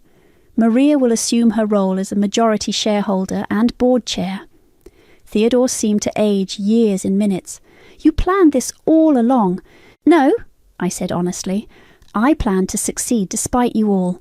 The opportunity to buy Ward Holdings was just karma. Roy slumped in his chair. All those nights you were working late. I was working late, building something real, something you could have been part of if you'd bothered to look past your own prejudices. Virginia dabbed at her eyes with a napkin. This will ruin us socially. Only if people find out you've been rescued by the woman you ridiculed, I pointed out. I'm happy to keep that quiet, for now. What do you want? Theodore asked hoarsely. Want? I smiled. I have what I want. Control of the company, a seat at the table, and the pleasure of watching you all realise just how wrong you've been. Ciara grabbed her purse. This is insane. I'm leaving. Sit down, I said quietly. We haven't discussed the new management structure yet. You'll want to hear this part. She sat. Roy reached for my hand. Darling, we can talk about this. I pulled away. No, Roy, we're done talking. Now we're doing business. Angel opened her briefcase again. Shall we begin? I looked around the table at their shocked faces, the mighty Wards, finally silenced. Yes, I said. Let's begin. You can't do this, Ciara slammed her hand on the table. I've run the Asia-Pacific division for 5 years. Into the ground, Angel corrected, sliding another document forward. The numbers don't lie. These changes are effective immediately, I continued. Theodore will step down as CEO, remaining only as a consultant. Ciara, you're being reassigned to regional sales. Regional sales? She practically shrieked. That's entry level. Consider it a fresh start, I said calmly. A chance to learn the business properly this time. Roy hadn't spoken for several minutes, just staring at his water glass like it held answers. Virginia had progressed from dabbing tears to openly sobbing. You're destroying everything my father built, Theodore growled. No, I met his gaze. I'm saving everything you nearly lost. The company's stock has dropped 60% under your leadership. Client relationships are in shambles. The only thing holding it together was your family name, and that's not enough anymore. Alyssa, who'd been quietly watching from her seat, spoke up. Is that why you cancelled my equestrian lessons last month, Mum? Because we're broke? Ciara flushed. Alyssa, be quiet. The company will undergo a complete restructuring, Angel continued professionally. New department heads, new procedures, new accountability measures. And what about me? Roy finally spoke, his voice hard. Planning to demote your husband too? I took a slow sip of water. That depends entirely on you, Roy. Are you ready to actually work for your position? He stood so quickly his chair toppled backward. Work for it? I've given everything to this company. No, I corrected. You've taken everything from this company. There's a difference. How dare you? Virginia found her voice. After everything we've given you. Given me? I laughed. Let's review what you've given me. 3 years of mockery, constant belittlement, public humiliation at every family event. We accepted you, Chiara shot back. No, you tolerated me. There's a difference there too. Theodore rubbed his temples. What do you really want, Maria? Money? Power? Name your price. I already have money, I said quietly. More than you know. As for power, I gestured to the papers before them. I already have that too. You've gone mad, Roy declared, power-hungry and delusional. Actually, Alyssa piped up again, I think she's brilliant. Alyssa! Chiara snapped. What? She is! While everyone was making fun of her, she built something huge, and now she owns your company. That's like total boss move. I couldn't help smiling. Thank you, Alyssa. This is a nightmare, Virginia moaned. What will people say? They'll say whatever we tell them, I replied. I'm happy to keep this transition quiet, maintain the family's public image, but that courtesy depends entirely on your cooperation. Roy laughed bitterly. Blackmail now? Business, I corrected. Something you claim to understand. Angel cleared her throat. The press release goes out Monday morning. We can frame this as a mutual decision, a strategic partnership. Or it can be what it really is, I finished. A hostile takeover after years of mismanagement. The room fell silent again. Theodore stared at his hands. Chiara's mascara had started to run. Virginia looked like she might faint. I'll need your office cleared by Monday, I told Theodore. He aged 10 years before my eyes. My office? You can use one of the smaller ones on the 3rd floor for your consulting work. Roy suddenly grabbed his keys. I need air. Roy, I called after him. We're not finished here. Oh, we're finished, he snarled, turning back. You've made that perfectly clear. I'll have my lawyer contact yours about divorce proceedings. I felt a twinge in my chest, but kept my face neutral. If that's your choice. He stormed out, the front door slamming behind him. Well, Ciara stood, gathering her things. I hope you're happy. You've torn this family apart. No, Chiara. Your family's superiority complex did that long ago. I just exposed it. Mom, Alyssa said suddenly. Can I stay here tonight? I want to talk business with Aunt Maria. Chiara looked like she'd been slapped. Without another word, she grabbed her daughter's arm and left. Theodore and Virginia followed shortly after, leaving me alone with Angel. That went well, she said dryly. I stared at the empty chairs, the half-eaten dinner, the scattered papers. Did it? You got everything you wanted. Did I? Angel squeezed my shoulder. Having second thoughts? I picked up Roy's discarded wedding ring. He must have slipped it off before leaving. No, I said firmly. No second thoughts. Just consequences. Want company tonight? I shook my head. No, I need to get used to this. The quiet, the aftermath. After Angel left, I sat alone in the dining room, surrounded by the debris of the Ward family's perfect world. My phone buzzed. A text from Alyssa. That was epic. Don't let them make you feel bad. You're my hero. I smiled despite everything. At least someone understood. Maria, my assistant's voice crackled through the intercom. Roy's here to see you. I glanced at the clock, exactly 2 weeks since the revelation dinner. Send him in. Roy entered my new office, Theodore's old one, looking dishevelled. His usual perfectly pressed suit was wrinkled, his hair unkempt. Nice view, he said, gesturing to the floor-to-ceiling windows. Father always loved this office. I know, that's why I took it. I kept typing, not looking up. What do you want, Roy? He sank into a chair. I've been thinking maybe we acted hastily.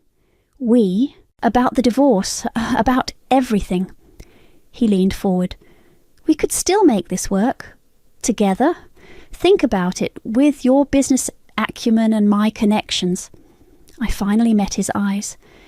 Interesting timing. Right after the quarterly reports showed a 15% increase under my leadership. He flushed. That's not fair. I'm trying here. No, you're adapting. There's a difference. I stood, walking to the window. How's the apartment hunting going? It's challenging. Look, Maria, I know I made mistakes. Mistakes? I turned sharply. Is that what we're calling years of systematic belittlement now? I was wrong. He stood too. Is that what you want to hear? I was wrong about you, about your capabilities, but I'm man enough to admit it. Man enough? I laughed. 2 weeks ago, you called me a power-hungry psychopath. What changed? Oh, right, the stock price. My phone buzzed. Kira's name flashing on the screen. I declined the call. She's been trying to reach you, Roy said. Everyone has. I know. Theodore left 6 voicemails yesterday about family loyalty and reasonable compromises. Can you blame them? You've upended everything. No, I corrected. I fixed everything. The Asia-Pacific division is already recovering under new management. Client confidence is up. Even the board approves of the changes. Roy ran his hands through his hair. And what about us, our marriage? Our marriage died long before I bought the company, I said quietly. You just didn't notice because you were too busy looking down at me. I loved you. No, you loved the idea of me. The pretty wife from humble beginnings who knew her place. The moment I outgrew that role, you checked out. My assistant buzzed again. Your interview with Business Weekly is in 10 minutes. Thanks, Sarah. I gathered my papers. We're done here, Roy. The divorce papers are with Angel. Sign them. Maria, please. Security will show you out. I pressed the intercom. Sarah, please call escort services for Mr. Ward. He straightened his jacket, a flash of the old Roy emerging. You'll regret this. Pushing away family. They were never my family. You made sure of that. After he left, I took a moment to compose myself before the interview. My phone buzzed again. Alyssa this time. Mom's crying in her new office. Regional sales is beneath her dignity, apparently. I smiled despite myself. How's she really doing? Actually selling stuff for the first time in her life. It's hilarious. Also, can we do lunch next week? I have questions about digital marketing. Absolutely. Don't tell your mother. Duh. Oh, and Grandpa's started drinking at lunch. Just FYI, I sighed. Thanks for the intel, kiddo. The interview went smoothly. I kept my answers professional, focusing on the company's turnaround rather than the family drama. The reporter seemed disappointed. But surely there's more to the story, she pressed. A mysterious investor revealed to be the CEO's daughter-in-law. The story, I said firmly, is about business transformation, not personal relationships. After she left, Riley called. Just saw the stock ticker. You're crushing it. The company was always solid, I replied. It just needed proper management. And speaking of management, guess who just applied for a junior position? No. Yes, Xiara's resume landed this morning. Want me to accidentally delete it? I thought for a moment. No, let her interview. Let her earn something for once. You're nicer than I'd be. Looking out over the city, I watched the sunset paint the buildings gold. Not nice, strategic. She needs to learn. They all do. And Roy, I heard he came crawling back. He tried. I touched my bare ring finger. Some things can't be fixed with money or power. You okay? I considered the question, watching my reflection in the window. Designer suit, corner office, complete control. I'm exactly where I should be. My phone buzzed one last time, another voicemail from Theodore. I deleted it without listening. Some bridges aren't meant to be rebuilt. Delete it, Riley urged, sprawled across my office couch. You don't need to keep torturing yourself. I stared at my phone, thumb hovering over Roy's old voicemail. The timestamp showed 3 years ago, the night after that infamous cookie incident at the country club. "You're right," I said, but didn't press delete. "Play it one last time if you need to," Riley suggested. "Then let it go." I hit play, setting it on speaker. "Maria, you've embarrassed me again. Homemade cookies at the club?" Mother was mortified. "Sometimes I wonder if you'll ever understand our world. Call me when you're ready to apologise." Riley made a gagging sound. "What did you ever see in him?" Before I could answer, my assistant buzzed. "Kiara's here for her quarterly review." "Send her in." Kiara entered, different from the polished socialite she'd been 6 months ago. Her designer clothes were replaced with practical business wear, her attitude notably subdued. "Sales figures," she said, placing a folder on my desk. "Up 12% in my region." "Impressive," I noted, scanning the numbers. "Your client retention rate is particularly strong." I actually enjoy the work," she admitted, looking pained. "Building relationships, solving problems. It's satisfying. More satisfying than cocktail parties and charity galas." She smiled slightly. "Surprisingly, yes." "Good, keep this up, and we'll discuss expanding your territory next quarter." After she left, Riley whistled. That was almost civil. "She's learning, they all are." I picked up my phone again, looking at the voicemail. Even Theodore sent a congratulatory note after the merger announcement. "Speaking of announcements," Riley grinned. "Have you seen today's Business Weekly?" She tossed the magazine on my desk. My company's latest acquisition, a major tech firm, made the cover. The photo showed me clearly this time, no more hiding in shadows. "The mysterious Maria reveals all," Riley read dramatically. "From ridiculed outsider to business powerhouse. Love it." My phone buzzed. Alyssa calling. "Hey, superstar," she said when I answered. "Saw the magazine. Mum's pretending to be annoyed, but I caught her showing it to her sales team." "How's the internship going?" "Amazing.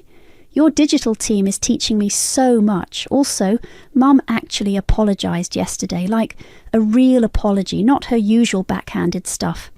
"Progress?" I smiled. "Oh, and heads up, Dad's engaged. Some socialite from Newport, thought you should know."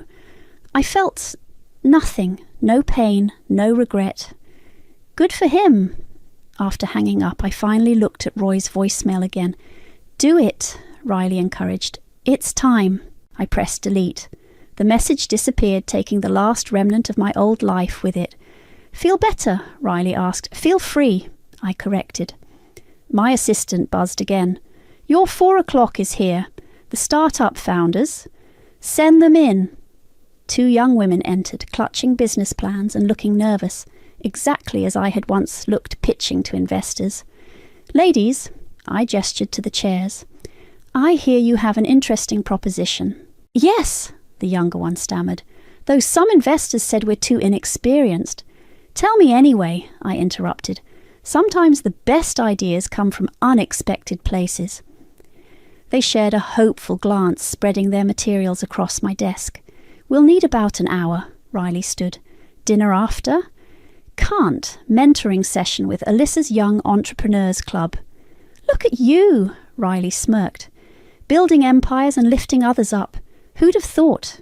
After she left, I turned back to the nervous founders. "Now, show me what everyone else was too blind to see." As they began their presentation, I caught my reflection in the window, confident, powerful, at peace. No more fake smiles or silent fury. No more pretending to be less to make others feel more. The young women's enthusiasm reminded me of myself, of dreams dismissed and potential denied. But unlike the wards, I'd never make the mistake of underestimating hunger and determination. My phone buzzed one final time, Theodore's name flashing. Once, that would have filled me with dread. Now it was just another business call. "Sorry," I told the founders, declining it. "You have my full attention." They beamed, launching into their pitch with renewed confidence. Outside my office, the city sparkled in the fading light. Somewhere out there, the wards were adapting to their new reality. Kiara was learning humility through honest work. Theodore was accepting his reduced role. Roy was building a new life with someone else. And me, I was exactly where I belonged. Not as the outsider they'd mocked, but as the force they'd never seen coming. So, I smiled at the hopeful founders. Tell me about your dreams. The letter arrived 3 days after we buried my father. Plain white envelope, my name written in his unmistakable architect's handwriting. I found it wedged between bills and junk mail, like it was trying to hide from the world. Just like Dad always did with the important stuff. My name is Avery, and until that moment, I thought I knew everything about my father. I was wrong. I stood in my tiny apartment kitchen, coffee growing cold beside me, staring at that envelope like it might disappear if I looked away. The morning sun caught the edge of the paper, making it glow against my trembling fingers. 3 days of crying had left me hollow, but somehow this letter brought everything rushing back.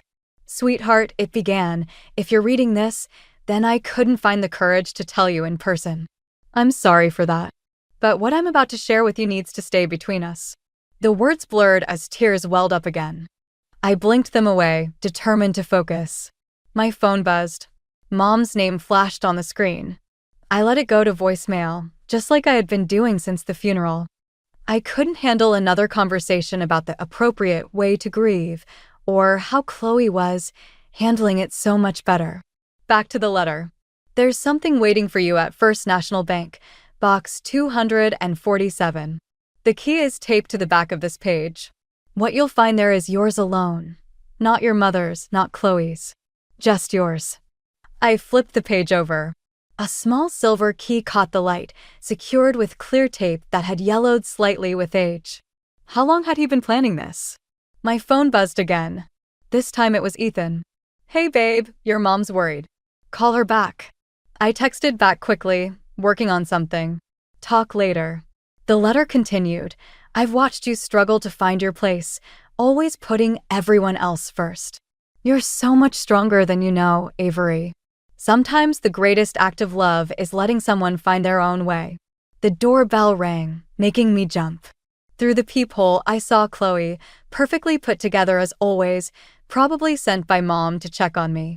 I stayed quiet until her heels clicked away down the hall. The guilt of avoiding her twisted in my stomach, but something told me Dad was right. This needed to stay private. The letter's final paragraph made my heart race. The choice of what to do with what you find will be yours alone. But remember this, you don't owe anyone your dreams. Not even family. Especially not family. I sat down hard on my kitchen chair, the letter trembling in my hands. Dad had always been the quiet one, the peacekeeper who smiled and nodded while Mom and Chloe dominated every conversation. But here, in these words, was a different man. Someone who saw more than he let on. My phone lit up again. A text from Ethan. Family dinner tonight at your mom's. Don't skip this one. Please? I stared at the message, then at the key in my hand. The bank would be open for another 3 hours. Family dinner wasn't until 7. I'll be there, I texted back. Standing up, I grabbed my coat and the letter, carefully folding it into my pocket. Whatever was in that safety deposit box, Dad wanted me to find it before facing the family. Before facing Mom's plans for moving forward and Chloe's perfectly scripted grief and Ethan's well-meaning but suffocating concern. As I locked my apartment door, another text came through from Mom. We're something appropriate tonight. The Hendersons are coming. We need to show them we're handling this with dignity. I smiled grimly. First the bank, then dinner. And somewhere between those 2 points, I'd discover exactly what my quiet, observant father had been planning, and why he'd chosen to share it only with me. The Hendersons arrived at 7 sharp, dressed like they were attending a society fundraiser instead of a family dinner. I watched from the kitchen as Mom fussed over them in the foyer, her pearl necklace catching the light every time she laughed at their polite condolences. My trip to the bank was still burning in my mind, but I forced myself to focus on arranging the appetizer plates. Just act normal, I kept telling myself. But normal felt impossible after what I'd discovered. There you are.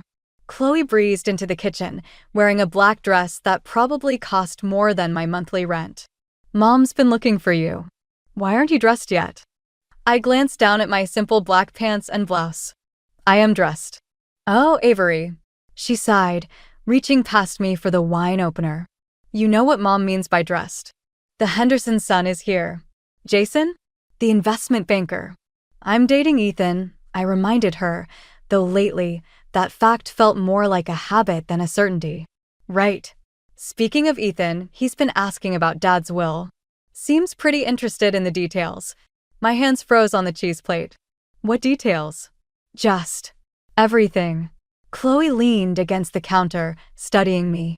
It's weird that Dad didn't leave anything specific to you, isn't it? I mean, you were always his favorite. Before I could respond, Mom swept in. Girls, what are you doing hiding in here? The Hendersons are waiting. She paused, frowning at my outfit. Avery, I specifically laid out that navy dress for you. I'm comfortable in this. Comfortable isn't the point. Mom's voice dropped to a whisper. Jason Henderson manages their entire family trust. We need to make connections right now, not. She gestured vaguely at my clothes. Not what, Mom? Not grieve. Don't start, Chloe warned, but Mom was already building steam. Your father would want us to be practical. The house, the lifestyle he worked so hard to provide, it all depends on maintaining certain relationships. Chloe understands this. Of course she does, I muttered. The doorbell rang again. Ethan's voice carried from the foyer, charming as ever. I heard him complimenting Mrs. Henderson's dress, and something in his tone made my skin crawl. I'll get the rest of the appetizers, I said, needing a moment alone. But as I reached for the fridge, I overheard Mom whisper to Chloe, the mortgage payment is due next week. Your father's life insurance is tied up in probate. We need the Hendersons' goodwill more than ever. My hand tightened on the fridge handle. Dad's letter suddenly made more sense. He must have known about the financial troubles, known Mom would try to maintain appearances at any cost. Avery? Ethan appeared in the doorway, looking perfectly at ease in his tailored suit. Need help? I've got it. He stepped closer anyway, lowering his voice. Your mom's worried about you. We all are.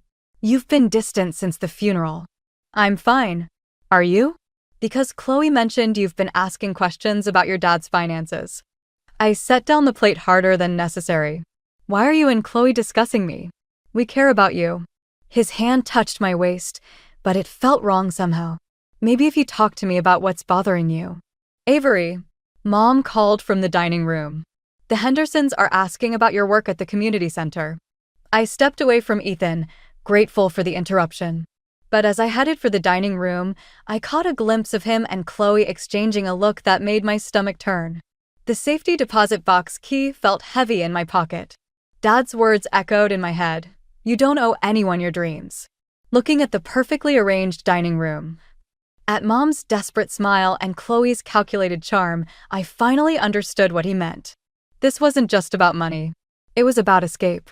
So, Avery, Mrs. Henderson smiled benevolently. Tell us about your little charity work. I sat down, aware of all the eyes on me, each person wanting something different. Mom wanted a performance. Chloe wanted ammunition. Ethan wanted. Well, that was becoming clearer by the minute. But for the first time in my life, I didn't care what any of them wanted. The safety deposit box felt heavier than it should have as I placed it on the small table in the bank's private viewing room. My hands trembled slightly as I inserted the key, Dad's words from dinner 2 weeks ago echoing in my mind. Sometimes the quiet ones see everything. Sweetheart. Inside lay a thick manila envelope and a smaller white one with my name on it. I opened the white one first.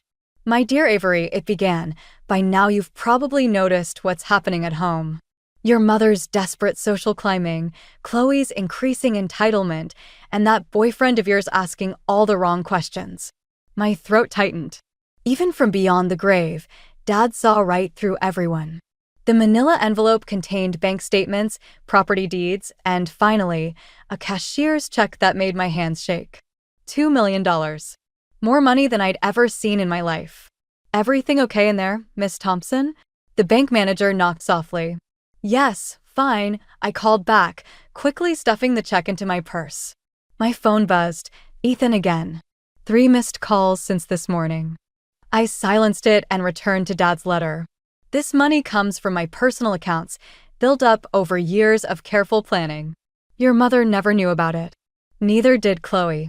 I watched them both become something I never wanted for you, people who measure their worth by others' approval. The door opened suddenly. I scrambled to hide the papers, but it was too late. Chloe stood there, her perfect makeup not quite hiding her rage. I knew it, she hissed. I followed you here after I saw the bank's number on your phone last night. This is a private room, I said, trying to keep my voice steady. Private? Like how Dad privately set you up while leaving the rest of us to drown. She stepped closer, eyes fixed on the papers in my hands. Mom's about to lose everything and you're here hoarding secrets? It's not what you think. Really? Because I think Dad played favorites right until the end. Perfect Avery, the one who understood him. She spat the words. While I got stuck managing Mom's breakdowns and trying to hold everything together. Hold everything together? Is that what you call flirting with my boyfriend? Chloe's face flickered with something. Guilt? Fear? Before hardening again. I don't know what you're talking about. I saw you two at dinner last night. The looks, the whispers. How long has it been going on? This isn't about Ethan. She reached for the papers. This is about family. I pulled them away, Dad's words burning in my mind. You don't owe anyone your dreams. You're right, I said. This is about family. About how you and Mom turned it into a competition. About how Dad saw it happening and tried to protect at least one of us from becoming like that. Protect? Chloe laughed bitterly. By hiding money? By lying? By giving me a choice. The bank manager appeared in the doorway. Is everything all right, ladies? Fine, we said in unison, a lifetime of keeping up appearances kicking in automatically. Show me what's in those papers, Chloe demanded once he left, or I'll tell Mom everything. I looked at my sister, really looked at her. Behind the perfect facade, I saw something familiar, the same trapped feeling I'd been fighting all my life. You know what? Tell her. Tell everyone. Because I'm done pretending everything's fine when it's not. I gathered the papers and stood up. Chloe grabbed my arm, her manicured nails digging in. You can't just walk away. We're family. Yes, I said, gently removing her hand. And maybe that's the problem. As I walked out of the bank, my phone buzzed again. This time it was a text from Ethan. We need to talk about your sister. I stared at the message, a strange calm settling over me. Dad had seen it all coming, the desperation, the betrayals, the choices I'd have to make. He hadn't just left me money, he'd left me an escape route. I typed back a single word. Yes. It was time to stop being the quiet one who saw everything. It was time to be the one who did something about it. I met Ethan at our usual coffee shop, the one where we had our first date 2 years ago. He was already there, 2 cups on the table, mine with extra cream, just how I liked it. The perfect boyfriend move. Too perfect. We need to talk about what happened at the bank, he said as I sat down. Interesting. I thought we needed to talk about my sister. His fingers tightened around his cup. Chloe's worried about you. We all are. Are you sleeping with her? The question hung there, sharp and ugly. Ethan's face did something complicated. Surprise, guilt, calculation, all in quick succession. That's not. This isn't about me and Chloe.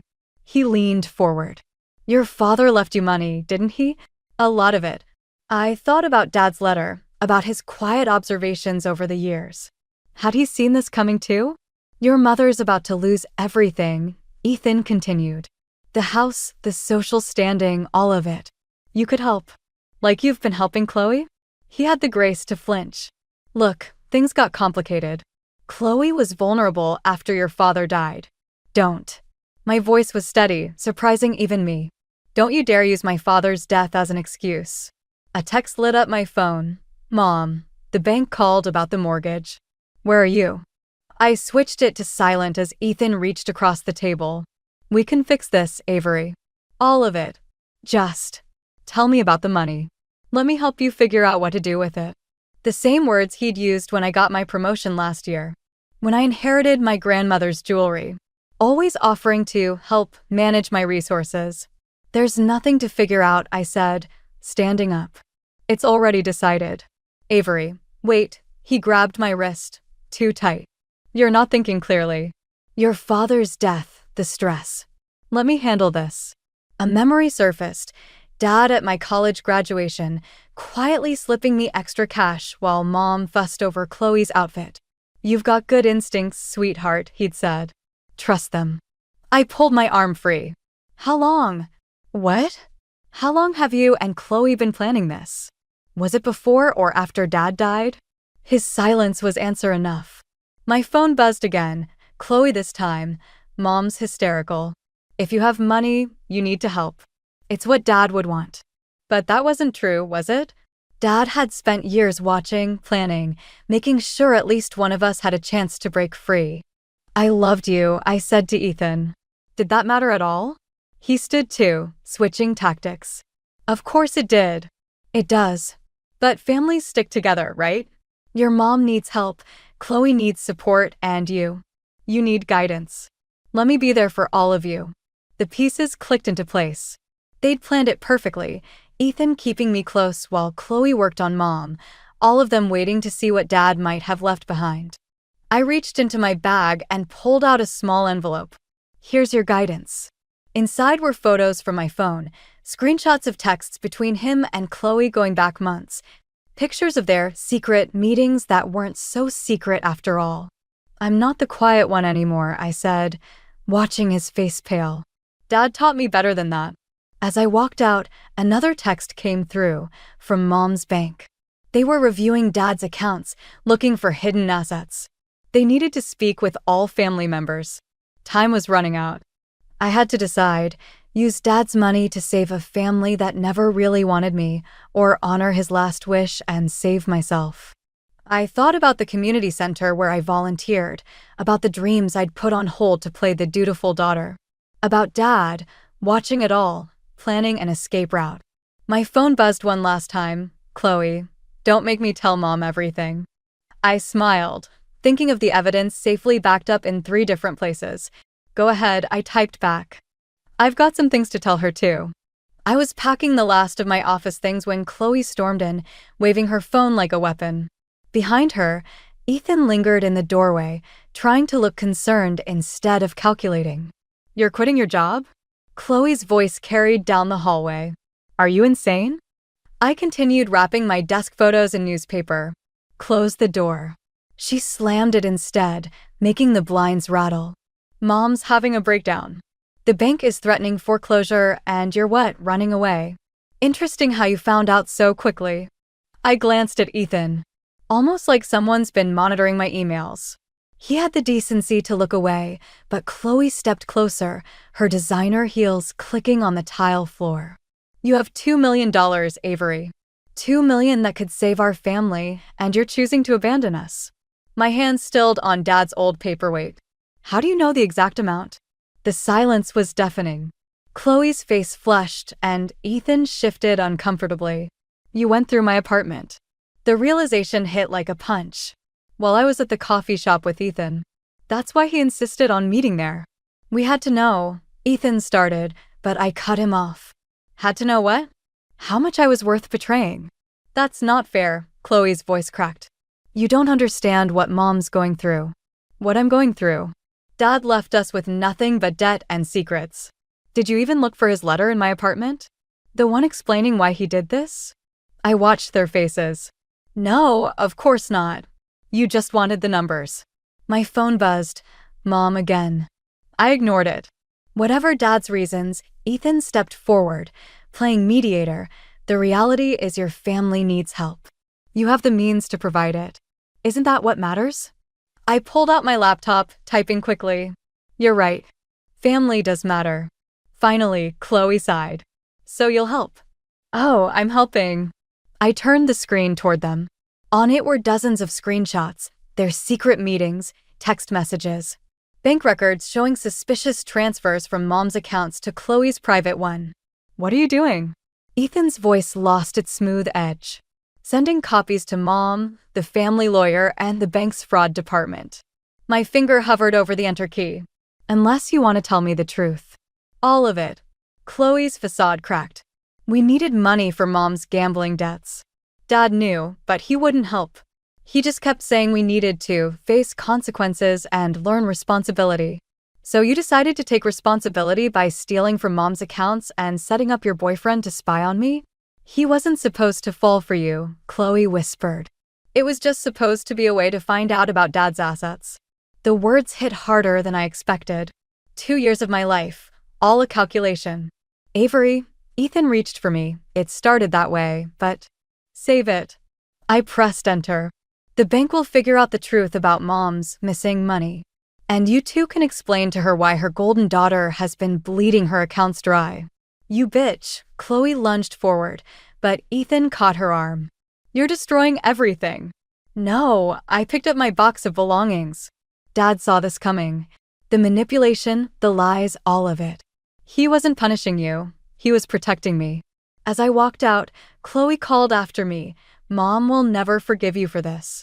I thought about Dad's letter, safely stored away. Sometimes love means letting people face their own choices, sweetheart. Even when those choices hurt. My phone buzzed again. A text from the community center where I volunteered. Still interested in that full-time position? Yes, I typed back, stepping into the elevator. And I'd like to discuss expanding our programs. I suddenly have some investment capital to work with. Behind me, I could hear Chloe crying and Ethan trying to damage control. But for the first time since Dad died, I felt light. Free. Sometimes the quiet ones don't just see everything, they change everything. The family home looked different in the rain, smaller somehow.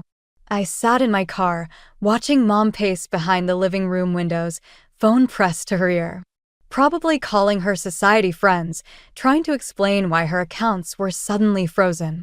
My phone lit up, the bank's fraud department again. I'd have to deal with them eventually, but right now, I had to face something worse. Sunday dinner. The moment I stepped inside, I knew Chloe had already arrived. Her designer coat hung in its usual spot, dripping onto Mom's precious hardwood floors. In the dining room, voices carried.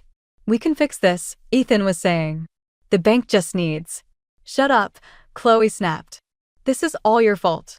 If you'd done your job properly. I rounded the corner. The room fell silent. Mom stood at the head of the table, clutching a stack of papers, printouts of the evidence I'd sent. Her hands shook slightly, but her voice was steel. Sit down, Avery. I took Dad's old seat. No one had used it since the funeral. Explain this. Mom slapped the papers down. Explain why my daughter has been stealing from me while my other daughter hid millions. I think Chloe should explain first. I met my sister's eyes. About the gambling debts. About using Ethan to spy on me. About all of it. You self-righteous bitch, Chloe's mascara was already running. You have no idea what it's been like, watching you play the perfect daughter while Mom fell apart. Perfect? I laughed. I was invisible. Until you needed something to steal. Enough. Mom's hand slammed the table.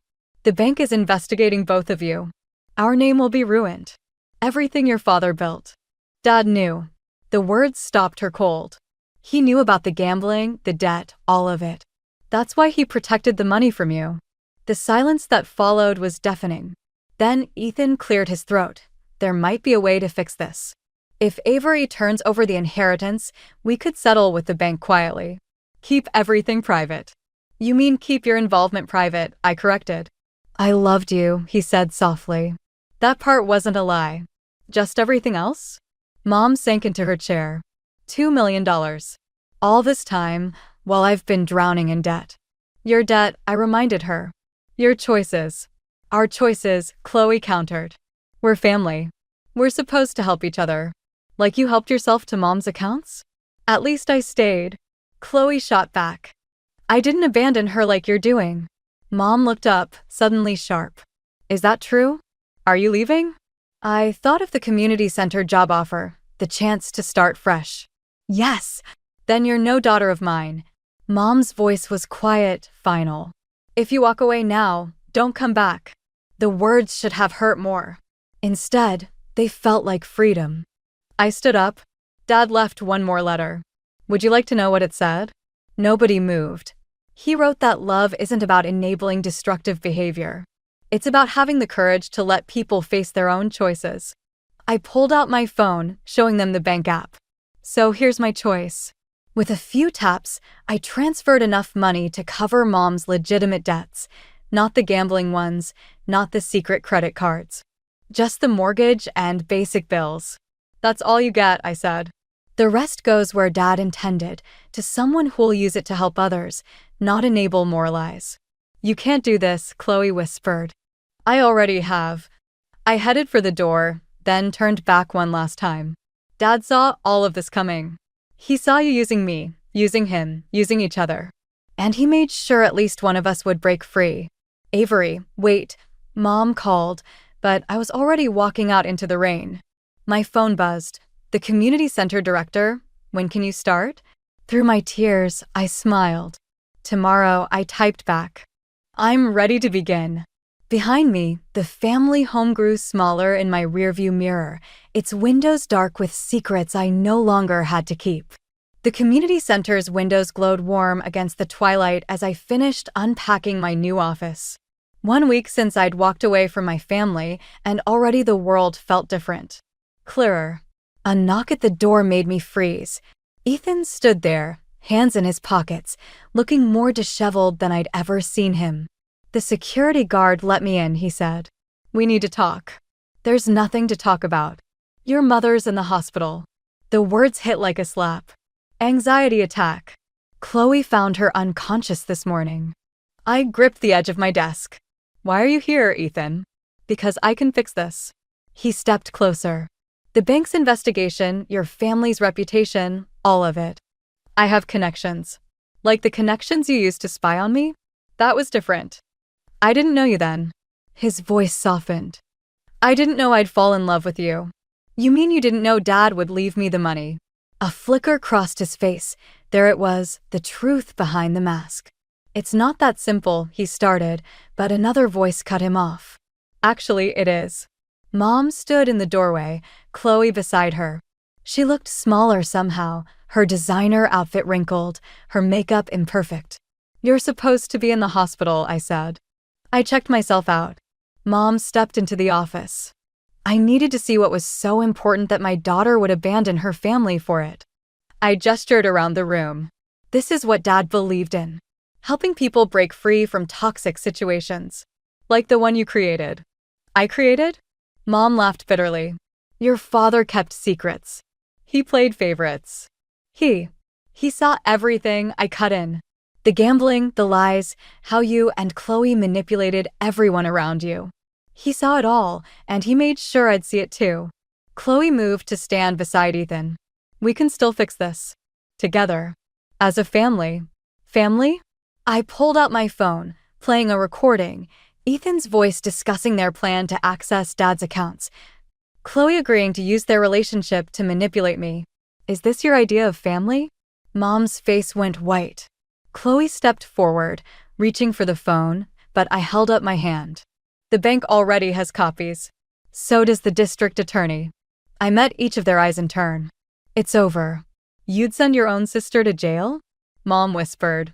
No, but I won't protect her from her choices anymore. I turned to Ethan. Any of you. He moved suddenly, grabbing my arm. You don't understand what you're doing. The people I work with, the money involved. Let her go. The new voice made us all turn.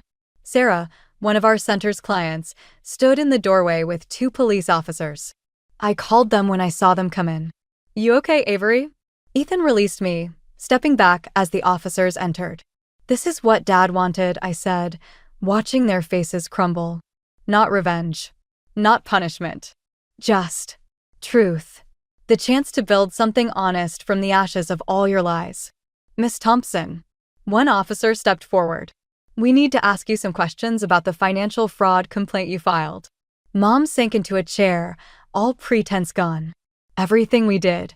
I thought I was protecting our family. No, I said softly. You were protecting your image of what family should be. Dad protected me by showing me what family could be. As the officers led Ethan away, Chloe crying beside our shell-shocked mother, I looked around the center. At the women we'd help, the lives we'd change.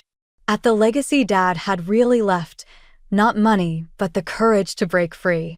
Miss Thompson, Sarah lingered in the doorway. The evening group is waiting. Should I tell them we're canceling? I straightened my desk, smoothed my shirt. No. Tell them we're just getting started. Behind me, Mom and Chloe watched in silence as I walked away, finally understanding what Dad had known all along. Sometimes love means letting go.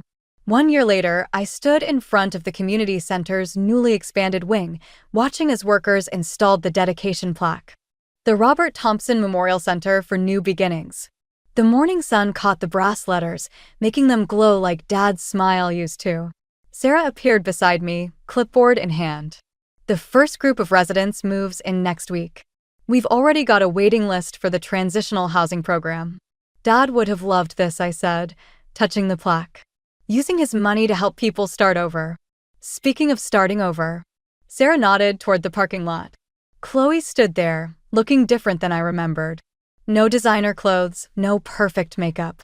Just my sister, wearing jeans and uncertainty. Hey, she said, stepping closer. Nice plaque. Thanks.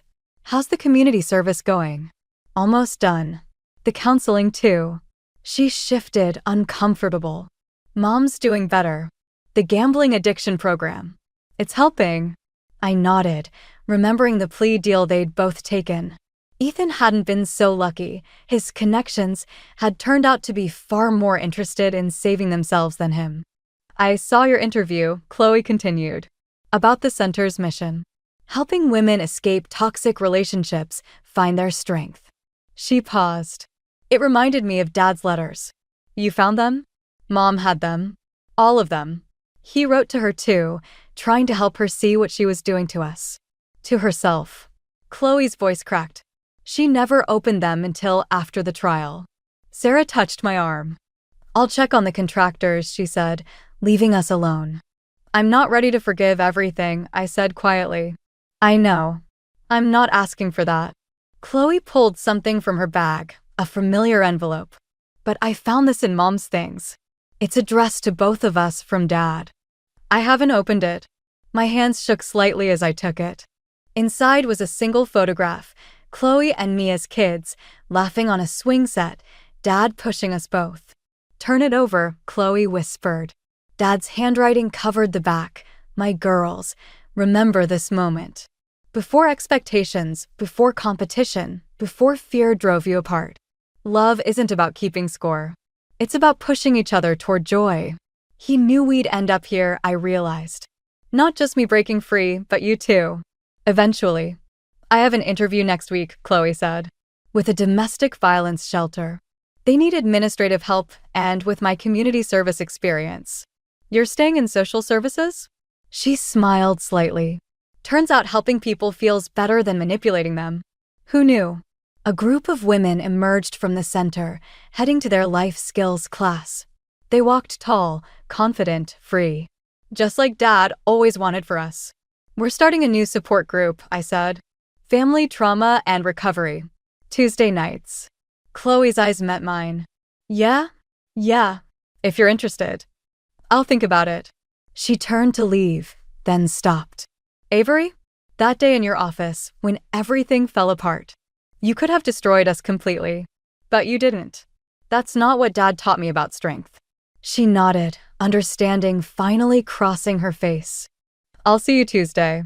I watched her walk away, different now from the sister who'd helped tear our family apart. Not healed, not forgiven, but changing. Like all of us. My phone buzzed, a text from Mom. Saw the center's write-up in the paper. Robert would be proud. I didn't respond, but I didn't delete it either. Some bridges take longer to rebuild than others. Inside my office, Dad's last letter sat framed on my desk. Sometimes the greatest act of love is letting people find their own way back to themselves. Sarah knocked, smiling. Ready? The new group's waiting. I touched the photograph in my pocket, feeling its edges, sharp but softening with time, like all the best truths do. Yeah, I said. I'm ready. Behind me, the plaque caught the sunlight again, casting warm shadows across the floor. Ahead, voices filled the center with new stories, new beginnings, new chances at joy. Just like Dad always knew they would.